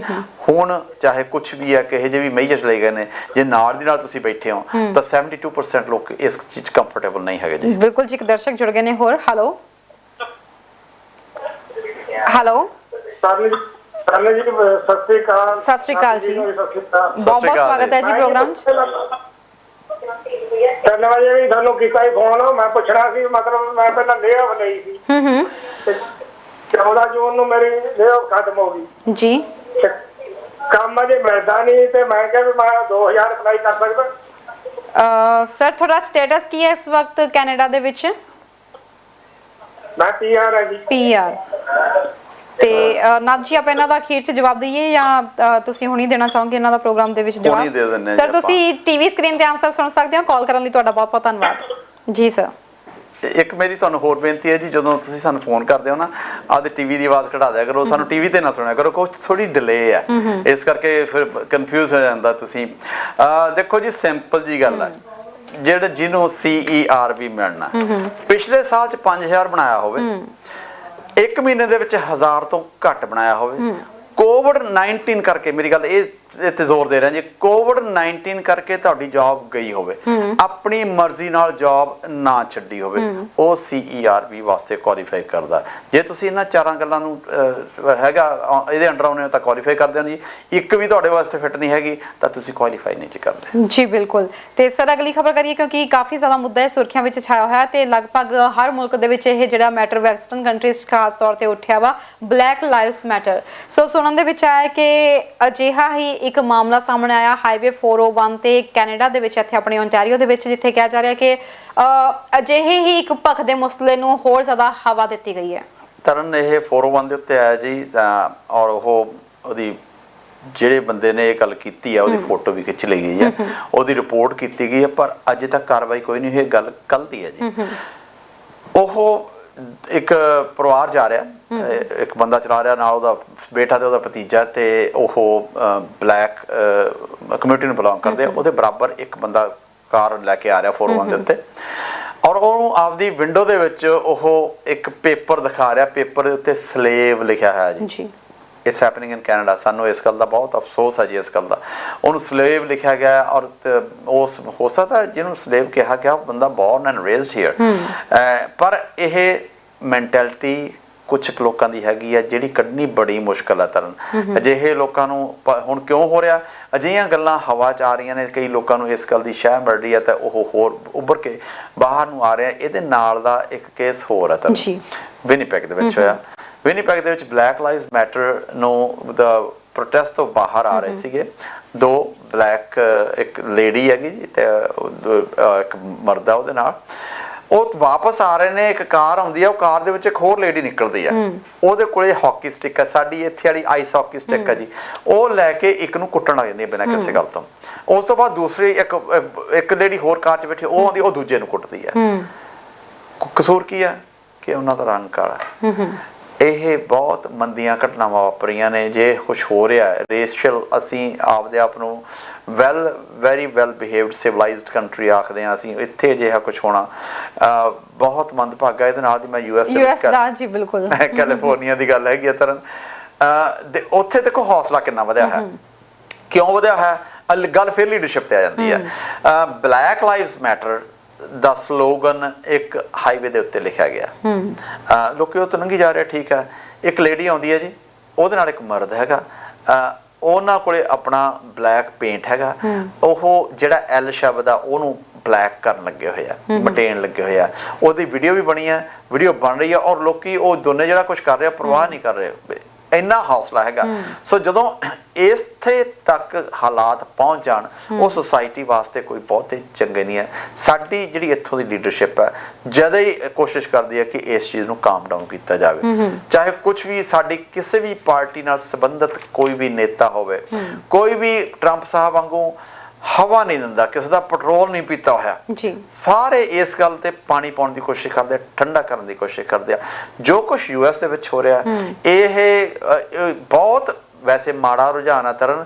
ਇਸ ਦੇ ਨਤੀਜੇ ਆਉਣ ਵਾਲੇ ਸਾਲਾਂ ਵਿੱਚ ਭੁਗਤਣੇ ਪੈਣਗੇ, ਮਾਈਨੋਰਿਟੀਜ਼ ਨੂੰ ਭੁਗਤਣੇ ਪੈਣਗੇ। ਸੋ ਮਾਈਨੋਰਿਟੀਜ਼ ਨੂੰ ਬਹੁਤ ਕੇਅਰਫੁਲ ਹੋ ਜਾਣਾ ਚਾਹੀਦਾ। ਤੁਸੀਂ ਇਕੱਲੇ ਦੁਕੱਲੇ ਕਿਤੇ ਵੀ ਫਿਰਦੇ ਹੋ, ਖਾਸ ਕਰਕੇ ਜਿਹੜੀਆਂ ਅਜਿਹੇ ਸੂਬੇ ਨੇ ਜਿੱਥੇ ਕਿ ਜਿਹਨੂੰ ਵਾਈਟ ਸੁਪਰਮਿਸਟ ਜਿਹੜੇ ਬਹੁਤੇ ਐਕਟਿਵ ਨੇ, ਉਹਨਾਂ ਏਰੀਆ ਦੇ ਵਿੱਚ ਤੁਹਾਨੂੰ ਰਾਤ ਬਰਾਤੇ ਜ਼ਰੂਰ ਆਪਦਾ ਬਚਾਅ ਰੱਖਣਾ ਚਾਹੀਦਾ ਸੀ। ਅਜਿਹੀਆਂ ਘਟਨਾਵਾਂ ਮੈਂ ਨਹੀਂ ਕਹਿੰਦਾ ਹੋਣ, ਪਰ ਇਹ ਹੋ ਸਕਦੀਆਂ ਨੇ, ਇਹਨਾਂ ਅਜਿਹੇ ਲੋਕਾਂ ਨੂੰ ਹੁਣ ਹਵਾ ਮਿਲ ਰਹੀ ਹੈ, ਸੋ ਬੀ ਵੈਰੀ ਕੇਅਰਫੁਲ। ਬਿਲਕੁਲ ਜੀ ਸਰ, ਪਰ ਵਾਲਮਾਰਟ ਨੇ ਜਿਹੜਾ ਕਦਮ ਚੁੱਕਿਆ ਸੀ ਉਹਨੇ ਜ਼ਰੂਰ ਵਾਪਸ ਲੈ ਲਿਆ। ਜਿਹੜੀਆਂ ਸ਼ਰਟਸ, ਜਿਹੜੀਆਂ ਟੀ-ਸ਼ਰਟਸ ਸੇਲ ਕੀਤੀਆਂ ਜਾ ਰਹੀਆਂ ਸੀ ਲਾਈਫ ਮੈਟਰਸ ਦੇ ਬਾਰੇ, ਸੋ ਜਦੋਂ ਇਹਦੀ ਕੰਪਲੇਂਟ ਆਈ ਐਟਲੀਸਟ ਉਹਨਾਂ ਨੇ ਜਿਹੜੀਆਂ ਆਪਣੀ ਸੇਲ ਆ ਉਹ ਵਾਪਸ ਲੈਣੀ ਜ਼ਰੂਰ ਸ਼ੁਰੂ ਕਰ ਦਿੱਤੀ ਹੈ। ਤਰਨ ਵਾਲਮਾਰਟ ਨੇ ਇਹ ਫੈਸਲਾ ਲੈਣਾ ਪੈਣਾ ਸੀਗਾ। ਤਰਨ ਵਾਲਮਾਰਟ ਦੇ ਵਿੱਚ ਜਿਹੜੇ ਬਹੁਤਾ ਹੈਗਾ ਉਹਦਾ ਕਲਾਇੰਟ ਹੈ ਉਹ ਐਵਰੇਜ ਲੋਕ ਨੇ, ਔਰ ਐਵਰੇਜ ਲੋਕ ਉਹ ਨੇ ਜਿਹੜੇ ਕਿ ਮੋਸਟਲੀ ਮਾਈਨੋਰਿਟੀਜ਼ ਨੂੰ ਬਿਲੋਂਗ ਕਰਦੇ ਨੇ, ਔਰ ਜਿਹੜੀਆਂ ਉਹ ਆਲ ਲਾਈਵਸ ਮੈਟਰ ਦੀ ਟੀ-ਸ਼ਰਟ ਵੇਚ ਰਿਹਾ ਸੀਗਾ, ਇਸ ਗੱਲ ਦਾ ਉਹਨਾਂ ਨੂੰ ਸੇਲਸ ਤੇ ਵੀ ਫਰਕ ਪਏਗਾ ਜੀ, PR ਤੇ ਵੀ ਫਰਕ ਪਏਗਾ। ਉਹਨਾਂ ਨੇ ਕਰ ਲਿਆ, ਵੈਸੇ ਉਹ ਜਿਹੜੀਆਂ ਟੀ-ਸ਼ਰਟ ਨੇ ਤਰਨ ਅਜੇ ਵੀ Amazon ਤੇ ਵਿਕ ਰਹੀਆਂ ਨੇ, ਕੱਲੀਆਂ ਇਹ ਨਹੀਂ ਵਿਕ ਰਹੀਆਂ, ਬਲੈਕ ਲਾਈਵਸ ਮੈਟਰ ਨਹੀਂ ਹੈ, white lives matter, all lives matter, white lives matter, blue lives matter. Blue lives ਹੈਗੀਆਂ ਨੇ ਜੀ ਜਿਹੜੇ ਪੁਲਿਸ ਦੇ ਹੱਕ ਦੇ ਵਿੱਚ ਕਹੀਆਂ ਜਾਂਦੀਆਂ ਨੇ, ਹਾਲਾਂਕਿ ਪੁਲਿਸ ਦੀ ਹੁਣ ਅੱਜ ਕੱਲ੍ਹ ਬਰੂਟੈਲਿਟੀ ਬਹੁਤ ਆ ਰਹੀ ਹੈ, ਪਰ ਸਰਟਨ ਲੋਕ ਐਸੇ ਹੈਗੇ ਨੇ ਬਲੂ ਲਾਈਵਸ ਮੈਟਰ। ਕਈ ਹੋਰ ਲਾਈਵਸ ਮੈਟਰ ਵੀ ਹੈਗੀਆਂ ਐਸੀਆਂ ਹੈਗੀਆਂ ਨੇ ਜਿਹੜੀਆਂ ਟੀ-ਸ਼ਰਟਸ ਵਿਕ ਰਹੀਆਂ ਨੇ, ਪਰ ਵਾਲਮਾਰਟ ਨੇ ਆਲ ਲਾਈਵਸ ਮੈਟਰ ਵਾਲੀਆਂ ਬੰਦ ਕਰਤੀਆਂ ਨੇ। ਬਿਲਕੁਲ ਸਰ, ਉੱਥੇ ਹੀ ਆਪਣੇ ਵੀ ਇੱਥੇ ਸੁਣਨ ਦੇ ਵਿੱਚ ਆਇਆ ਕਿ ਡਿਫੈਂਸ ਦੇ ਵਿੱਚ ਵੀ ਇੱਕ ਅਜਿਹਾ ਮਾਮਲਾ ਸਾਹਮਣੇ ਆਇਆ, ਖਾਸ ਤੌਰ ਤੇ ਇੱਕ ਪੋਸਟਰ ਅਜਿਹਾ ਰਿਲੀਜ਼ ਕੀਤਾ ਗਿਆ ਸੀ ਜਿਹੜਾ ਰੇਸ਼ੀਅਲ ਪੋਸਟਰ ਨੂੰ ਕਿਹਾ ਜਾ ਰਿਹਾ ਤੇ ਬਾਅਦ ਵਿੱਚ ਹੁਣ ਇਹਦੇ ਤੇ ਕਾਰਵਾਈ ਕਰਨ ਦੀ ਗੱਲ ਆਖੀ ਜਾ ਰਹੀ ਹੈ, ਹਾਲਾਂਕਿ ਹੈ ਇਹ ਕਾਫੀ ਸਾਲ ਪੁਰਾਣਾ। 2016 ਦੀ ਇਹ ਘਟਨਾ ਤਰਨ, ਉਹ ਇੱਕ ਕਿਸੇ ਬੰਦੇ ਨੇ ਆਪਦੇ ਜਿਵੇਂ ਡੈਸਕ ਹੁੰਦਾ ਉਹ ਤੇ ਫੋਟੋ ਲਾਈ ਹੋਈ ਸੀ। ਫੋਟੋ ਇਹ ਸੀਗੀ ਇੱਕ ਵੈਨ ਦੀ ਐਡਵਰਟਾਈਜ਼ਮੈਂਟ ਹੈ which is south of the border. ਉਹ ਵੈਨ ਦੇ ਵਿੱਚ ਬਣਾਇਆ ਗਿਆ ਵੀ ਦੋ ਬਲੈਕ ਲੋਕਾਂ ਨੇ, ਉਹਨਾਂ ਦੀ ਮੂਵਿੰਗ ਕੰਪਨੀ ਹੈ, ਉਹ ਕਹਿੰਦੇ ਸੀ ਮੂਵ ਨਹੀਂ ਕਰਦੇ, ਚੱਕ ਕੇ ਲੈ ਜਾਂਦੇ ਆ something which wasn't which is actually racial comments on that thing। ਔਰ ਉਹ ਬੰਦੇ ਨੇ ਜਿਹਨੇ ਲਾਇਆ ਸੀ ਉਹਦੀ ਕੰਪਲੇਂਟ ਹੋਈ ਹੈ। ਕੰਪਲੇਂਟ ਕਰਨ ਦੇ ਬਾਵਜੂਦ ਉਹਨੇ ਕੁਛ ਨਹੀਂ ਕੀਤਾ, ਨਾ ਕਿਸੇ ਡਿਪਾਰਟਮੈਂਟ ਨੇ ਕੰਮ ਕੋਈ ਉਹਦੇ ਤੇ ਨੋਟਿਸ ਲਿਆ ਜੀ। ਪਰ ਹੁਣ ਇੰਨੇ ਸਾਲਾਂ ਬਾਅਦ ਉਹਦਾ ਨੋਟਿਸ ਲਿਆ ਗਿਆ, ਸਾਡੇ ਡਿਫੈਂਸ ਮਿਨਿਸਟਰ ਸਾਹਿਬ ਨੇ ਉੱਤੇ ਕਾਰਵਾਈ ਦੇ ਹੁਕਮ ਦਿੱਤੇ ਆ ਜੀ। ਉਹਦੇ ਹੁਣ ਦੇਖੋ ਕੀ ਬਣਦਾ ਜੀ। ਪਰ ਇਹ ਘਟਨਾਵਾਂ ਐਕਚੁਅਲੀ ਤਰਨ ਮਿਲਟਰੀ ਦੇ ਵਿੱਚ ਬਹੁਤ ਜ਼ਿਆਦਾ ਆ, ਇਹ ਬਹੁਤ ਘੱਟ ਆਉਂਦੀਆਂ ਨੇ। ਰੀਜ਼ਨ ਕੀ ਹੈ?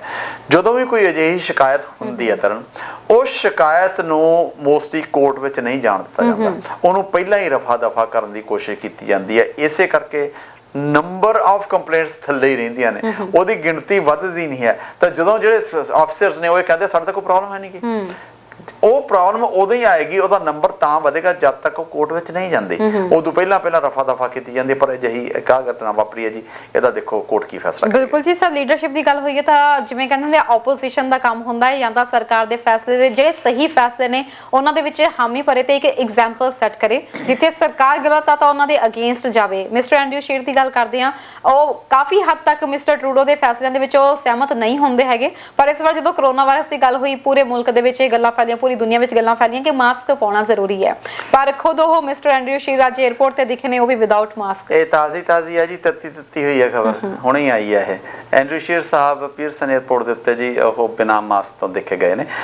ਉਹਨਾਂ ਨੂੰ ਉੱਥੇ ਬ੍ਰਾਇਨ ਫਾਲਿਸਟਰ ਨੇ ਜੀ ਜਿਹੜੇ ਕਿ ਮੈਨੀਟੋਬਾ ਦੇ ਪ੍ਰੀਮੀਅਰ ਨੇ, ਉਹਨਾਂ ਨਾਲ ਗੱਲਾਂ ਕਰਦੇ ਸੀ, ਉਹਨਾਂ ਦੇ ਵੀ ਮਾਸਕ ਨਹੀਂ ਸੀ ਪਾਇਆ ਹੋਇਆ। ਪਰ ਜਿਹੜੀ ਸਫਾਈ ਆਈ ਹੈ ਸ਼ੀਰ ਸਾਹਿਬ ਦੇ ਆਫਿਸ ਬਣੀਓ, ਉਹ ਇਹ ਆਈ ਹੈ ਕਿ ਸ਼ੀਰ ਸਾਹਿਬ ਨੇ ਫੋਨ ਕਰਨਾ ਸੀਗਾ ਤੇ ਫੋਨ ਕਰਕੇ ਉਹਨਾਂ ਨੇ ਮਾਸਕ ਲਾਇਆ ਹੋਇਆ ਸੀਗਾ। ਲੱਗਦਾ ਨਹੀਂ ਹੈ ਸ਼ੇਰ ਸਾਹਿਬ ਦਾ, ਦੇਖੋ ਇਹ ਤੇ ਬਿਆਨ ਕੀ ਆਉਂਦਾ ਜਿਹੜਾ ਉਹਨਾਂ ਦੇ ਆਫਿਸ ਨੇ ਬਿਆਨ। ਹੁਣ ਸ਼ੇਰ ਸਾਹਿਬ ਨੂੰ ਕਿਤੇ ਇਹ ਨਾ ਸੋਚਣ ਵੀ ਜੇ ਹੁਣ ਮੈਂ ਇਲੈਕਸ਼ਨ ਨਹੀਂ ਲੜਨੀ, ਮੈਂ ਪ੍ਰਾਈਮ ਮਿਨਿਸਟਰ ਨਹੀਂ ਬਣਨਾ ਤੇ ਮੈਂ ਇਹੋ ਜਿਹਾ ਕੁਝ ਕਰ ਸਕਦਾ। ਰਿਗਾਰਡਲੈਸ ਤੁਸੀਂ ਸਾਡੇ ਨੁਮਾਇੰਦੇ ਹੋ, ਤੁਸੀਂ ਲੀਡਰ ਆਫ ਦਾ ਆਪੋਜੀਸ਼ਨ ਹੋ, ਤੁਹਾਡਾ ਸਟੇਟਸ ਐਜ਼ ਅ ਮਿਨਿਸਟਰ ਹੈ, ਤੁਹਾਨੂੰ ਅਜਿਹੀਆਂ ਗੱਲਾਂ ਕਰਨੀਆਂ ਸੋਭਦੀਆਂ ਨਹੀਂ ਹੈਗੀਆਂ। ਲੋਕੀ ਤਾਂ ਥਾਂ ਤੇ ਕੈਮਰਾ ਲਈ ਫਿਰਦੇ ਜੀ, ਉਹਦੇ ਤੇ ਫੋਟੋ ਖਿੱਚੀ ਹੈ ਤੇ ਉਹਦੇ ਤੇ ਪਾ ਵੀ ਦਿੱਤੀ ਹੈ ਕਿ ਜਿਹੜੇ ਉਹਨਾਂ ਦੇ ਆਫਿਸ ਨੂੰ ਇਸ ਗੱਲ ਦਾ ਜਵਾਬ ਦੇਣਾ ਪਿਆ ਜੀ। ਬਿਲਕੁਲ ਜੀ, ਤੇ ਆਖਰੀ ਖਬਰ ਇੱਕ ਭਾਰਤੀ ਸੋਲਜਰਸ ਦੀ ਜ਼ਰੂਰ ਡਿਸਕਸ ਕਰਨਾ ਚਾਹਾਂਗੇ, ਜਿਹੜੇ ਡੋਕਲਾਮ ਵਿਵਾਦ ਦੇ ਵਿੱਚ ਜਿਹੜੇ ਆ 20 ਭਾਰਤੀ ਸੈਨਿਕਾਂ ਨੇ ਸ਼ਹੀਦੀ ਜਿਹੜੀ ਆ, ਸ਼ਹਾਦਤ ਦਾ ਜਾਮ ਪੀਤਾ, ਸ਼ਹੀਦੀ ਉਹਨਾਂ ਦੀ ਜਿਹੜੀ ਆ ਦੇਖਣ ਜਿਹੜੀ ਹਰ ਕੋਈ ਅੱਖ ਨਾਮ ਸੀ ਜਦੋਂ ਉਹਨਾਂ ਦਾ ਆਖਰੀ ਸੰਸਕਾਰ ਕੀਤਾ ਗਿਆ। ਪਰ ਇੱਕ ਸਰ ਖਬਰ ਜਿਹੜੀ ਆ ਉਹ ਇਸ ਵਕਤ ਸੋਸ਼ਲ ਮੀਡੀਆ ਤੇ ਵੀ ਕਾਫੀ ਵਾਇਰਲ ਹੋ ਰਹੀ ਆ, ਸੁਰਖੀਆਂ 'ਚ ਵੀ ਕਾਫੀ ਛਾ ਰਹੀ ਆ, ਕਿਉਂਕਿ ਵੀਡੀਓਜ਼ ਜਦੋਂ ਵਾਇਰਲ ਹੋਈਆਂ ਸੀ ਤਾਂ ਸਭ ਦੇ ਜ਼ਿਹਨ 'ਚ ਇਹ ਸੀ ਕਿ ਸਾਡੇ ਸੈਨਿਕਾਂ ਦੇ ਹਥਿਆਰ ਕਿੱਥੇ ਗਏ ਸੀ ਉਸ ਵੇਲੇ। ਤਰਨ ਇਹ ਬਹੁਤ ਵੱਡਾ ਸਵਾਲ ਹੈ। ਇਹ ਜਿਹੜਾ ਸਾਡਾ ਫੌਜੀ ਹੈ ਉਹ ਸਰਹੱਦ ਤੇ ਬੈਠਾ ਹੈ ਔਰ ਬਿਨਾਂ ਹਥਿਆਰ ਤੋਂ ਬੈਠਾ ਹੈ। ਜੇ ਕਿਤੇ ਜਾ ਰਿਹਾ ਤਾਂ ਬਿਨਾਂ ਹਥਿਆਰ ਤੋਂ ਜਾ ਰਿਹਾ ਕਿਉਂ? ਇਹ ਕੀ ਕਾਰਨ ਹੈ? ਜਿਹੜੀਆਂ ਸੋਲਜਰਸ ਦੀ ਡੈਥ ਹੋਈ ਹੈਗੀ ਆ ਉਹਨਾਂ ਦੀਆਂ ਬੋਡੀਜ਼ ਘਰੇ ਆਈਆਂ ਨੇ, ਉਹਨਾਂ ਦੇ ਨਾਲ ਡੈਥ ਸਰਟੀਫਿਕੇਟਸ ਆਏ ਨੇ, ਕਈਆਂ ਦੇ ਵਿੱਚ ਇਹ ਕਿਹਾ ਗਿਆ ਕਿ ਤੇਜ਼ ਧਾਰ ਦੇ ਨਾਲ ਉਹਨਾਂ ਦੀ ਡੈਥ ਹੋਈ ਆ ਔਰ ਗਰਦਨ ਦੇ ਉੱਤੇ ਲੱਗ ਕੇ। ਸੋ ਸਰਕਾਰ ਮੈਨੂੰ ਨਹੀਂ ਇਹ ਸਮਝ ਆਉਂਦੀ ਵੀ ਇਸ ਕੀ ਸਾਡੇ ਕੋਲ ਹਥਿਆਰ ਹੈ ਨਹੀਂ ਗੇ, ਸਾਡੇ ਕੋਲ ਘਟੇ ਹੋਏ ਆ। ਜੇ ਹਥਿਆਰ ਹੈ ਨਹੀਂ, ਸਾਡੇ ਬੰਦੇ ਉੱਥੇ ਕੀ ਕਰਦੇ ਆ? ਜੇ ਉੱਥੇ ਹੱਦ ਦੇ ਉੱਤੇ ਫਰੰਟ ਲਾਈਨ ਤੇ ਬੈਠਾ ਤਾਂ ਉਹ ਫੁਲੀ ਇਕਵਿਪਡ ਚਾਹੀਦਾ, ਉਹਦੇ ਕੋਲ ਹਰ ਚੀਜ਼, ਹਰ ਤਰ੍ਹਾਂ ਦਾ ਹਥਿਆਰ ਚਾਹੀਦਾ ਕਿ ਉਹ ਆਪਦੇ ਆਪ ਨੂੰ ਸੇਫ ਕਰ ਸਕੇ, ਆਪਣੇ ਦੇਸ਼ ਨੂੰ ਸੇਫ ਕਰ ਸਕੇ। ਜੇ ਉੱਥੇ ਬਿਨਾਂ ਹਥਿਆਰ ਤੋਂ ਬੈਠੇ ਹੋ, ਦੂਸਰਾ ਆਪੋਜੀਸ਼ਨ ਹਥਿਆਰ ਦੇ ਨਾਲ ਆ ਰਹੀ ਹੈ, ਤੇ ਤੁਸੀਂ ਕੀ ਕਰ ਸਕਦੇ ਹੋ? ਇੱਕ ਮੈਨੂੰ ਹੋਰ ਗੱਲ ਦੀ ਸਮਝ ਨਹੀਂ ਆਈ ਤਰਨ, ਕਿ ਉਹ ਮਾਸ ਦੇ ਵਿੱਚ ਥੱਲੇ ਜਾ ਡਿੱਗੇ ਨੇ, ਕਿ ਕੋਈ ਇੰਨੀ ਤੰਗ ਪੱਗ ਡੱਡੀ ਸੀ ਕਿ ਜਿੱਥੇ ਸਾਰੇ ਐਂ ਤੁਰੇ ਜਾ ਰਹੇ ਸੀ ਜਿਹੜੇ ਚਾਈਨੀਜ਼ ਨੇ। ਇਸ 'ਚ ਹਜੇ ਕੁਝ ਹੋਰ ਆਏਗਾ ਜ਼ਰੂਰ, ਮੈਨੂੰ ਨਹੀਂ ਪਤਾ ਗੱਲ ਕਿੱਥੇ ਤੱਕ ਆਏਗੀ, ਕੁਛ ਨਾ ਕੁਛ ਹੈ ਜ਼ਰੂਰ। ਪਰ ਜੋ ਵੀ ਹੋਇਆ, ਲੋਕ ਜਿਨ੍ਹਾਂ ਮਾਵਾਂ ਦੇ ਪੁੱਤ ਚਲੇ ਗਏ ਨੇ ਉਹਨਾਂ ਨੂੰ ਪੁੱਛਿਆ ਬਣਦਾ ਜੀ। ਦੇਸ਼ ਵਾਸਤੇ ਸ਼ਹੀਦ ਹੋ ਰਹੇ ਨੇ ਲੋਕ ਬਿਨਾਂ ਹਥਿਆਰਾਂ ਤੋਂ, ਤੇ ਸਰਕਾਰ ਇਹਦੇ ਬਾਰੇ ਕੋਈ ਇਸ ਤਰ੍ਹਾਂ ਦਾ ਬਿਆਨ ਨਹੀਂ ਆ ਰਿਹਾ ਵੀ ਅਸੀਂ ਉਹਨਾਂ ਨੂੰ ਲੈਸ ਕਰਾਂਗੇ ਜਾਂ ਕੁਛ ਕਰਾਂਗੇ, ਦੇਖਿਆ ਜਾਵੇਗਾ। ਹਾਂ, ਚਾਈਨਾ ਨਾਲ ਗੱਲਬਾਤ ਹੁਣ ਜ਼ਰੂਰ ਦੋਨਾਂ ਪਾਸਿਓਂ ਹੋ ਰਹੀ ਹੈ। ਦੋਨਾਂ ਧਿਰਾਂ ਨੇ ਇਹ ਗੱਲ ਕਹੀ ਹੈ ਕਿ ਅਸੀਂ ਗੱਲਬਾਤ ਦੇ ਨਾਲ ਇਸ ਗੱਲ ਨੂੰ ਸੁਲਝਾਵਾਂਗੇ। ਬਿਲਕੁਲ ਜੀ ਸਰ, ਅੱਜ ਆਖਰੀ ਖਬਰ ਡਿਸਕਸ ਕਰਨ ਤੋਂ ਬਾਅਦ ਹੁਣ ਅਸੀਂ ਰੁਖ ਕਰਾਂਗੇ ਤੁਹਾਡੇ ਜਿਹੜਾ ਇੰਟਰਸਟਿੰਗ ਫੈਕਟ ਅੱਜ ਕਿਸ ਚੀਜ਼ ਦੇ ਬਾਰੇ ਵਿੱਚ ਸਾਨੂੰ ਜਾਣਕਾਰੀ ਦੇ ਰਹੇ ਹੋ। ਨਾਲ ਦੀ ਨਾਲ ਆਪਣੇ ਦਰਸ਼ਕਾਂ ਨੂੰ ਵੀ ਜ਼ਰੂਰ ਕਹਿਣਾ ਚਾਹਾਂਗੇ ਕਿ ਸਾਡੇ ਲਾਈਵ ਪ੍ਰੋਗਰਾਮ ਦੇ ਵਿੱਚ ਤੁਸੀਂ ਆਪਣੇ ਵਿਚਾਰ ਸਾਡੇ ਨਾਲ ਜ਼ਰੂਰ ਸਾਂਝੇ ਕਰਿਆ ਕਰੋ। ਪ੍ਰੋਗਰਾਮ ਨੂੰ ਹੋਰ ਕਿਸ ਤਰੀਕੇ ਨਾਲ ਜ਼ਿਆਦਾ ਬੈਟਰ ਬਣਾ ਸਕਦੇ ਹੋ, ਪ੍ਰੋਗਰਾਮ 'ਚ ਤੁਸੀਂ ਹੋਰ ਕੀ ਦੇਖਣਾ ਚਾਹੁੰਦੇ ਹੋ, ਸਾਨੂੰ ਤੁਸੀਂ ਕਮੈਂਟ ਰਾਹੀਂ ਜਾਂ ਫਿਰ ਕਾਲ ਕਰਕੇ ਸਾਨੂੰ ਜ਼ਰੂਰ ਦੱਸ ਸਕਦੇ ਹੋ। ਜੀ ਸਰ। ਤਰਨ, ਅੱਜ ਮੈਂ ਕਿਸੇ ਇੱਕ ਪਰਸਨੈਲਿਟੀ ਦੀ ਗੱਲ ਕਰਨ ਜਾ ਰਿਹਾ ਜੀ, ਪਤਾ ਲੱਗਣਾ ਚਾਹੀਦਾ ਇਹਦੇ ਬਾਰੇ ਜੀ। ਇਹ ਮੋਰੋਕੋ 'ਚ ਇਹਨਾਂ ਦਾ ਜਨਮ ਹੋਇਆ ਜੀ, 1304 ਈਸਵੀ ਦੇ ਵਿੱਚ ਹੋਇਆ। ਇਹਨਾਂ ਨੇ ਦੁਨੀਆ ਸਾਰਾ, Africa, middle East, Asia, India, China, even Indonesia ਤੱਕ ਇਹਨਾਂ ਨੇ ਸਫ਼ਰ ਕੀਤਾ ਜੀ। ਸਫ਼ਰ ਕਰਕੇ ਵਾਪਸ ਗਏ ਨੇ। ਇਹਨਾਂ ਨੇ ਜਿਹਨੂੰ ਕਹਿੰਦੇ ਵੀ ਬਹੁਤ ਥਾਂ ਤੇ ਟਰੈਵਲ ਕੀਤਾ।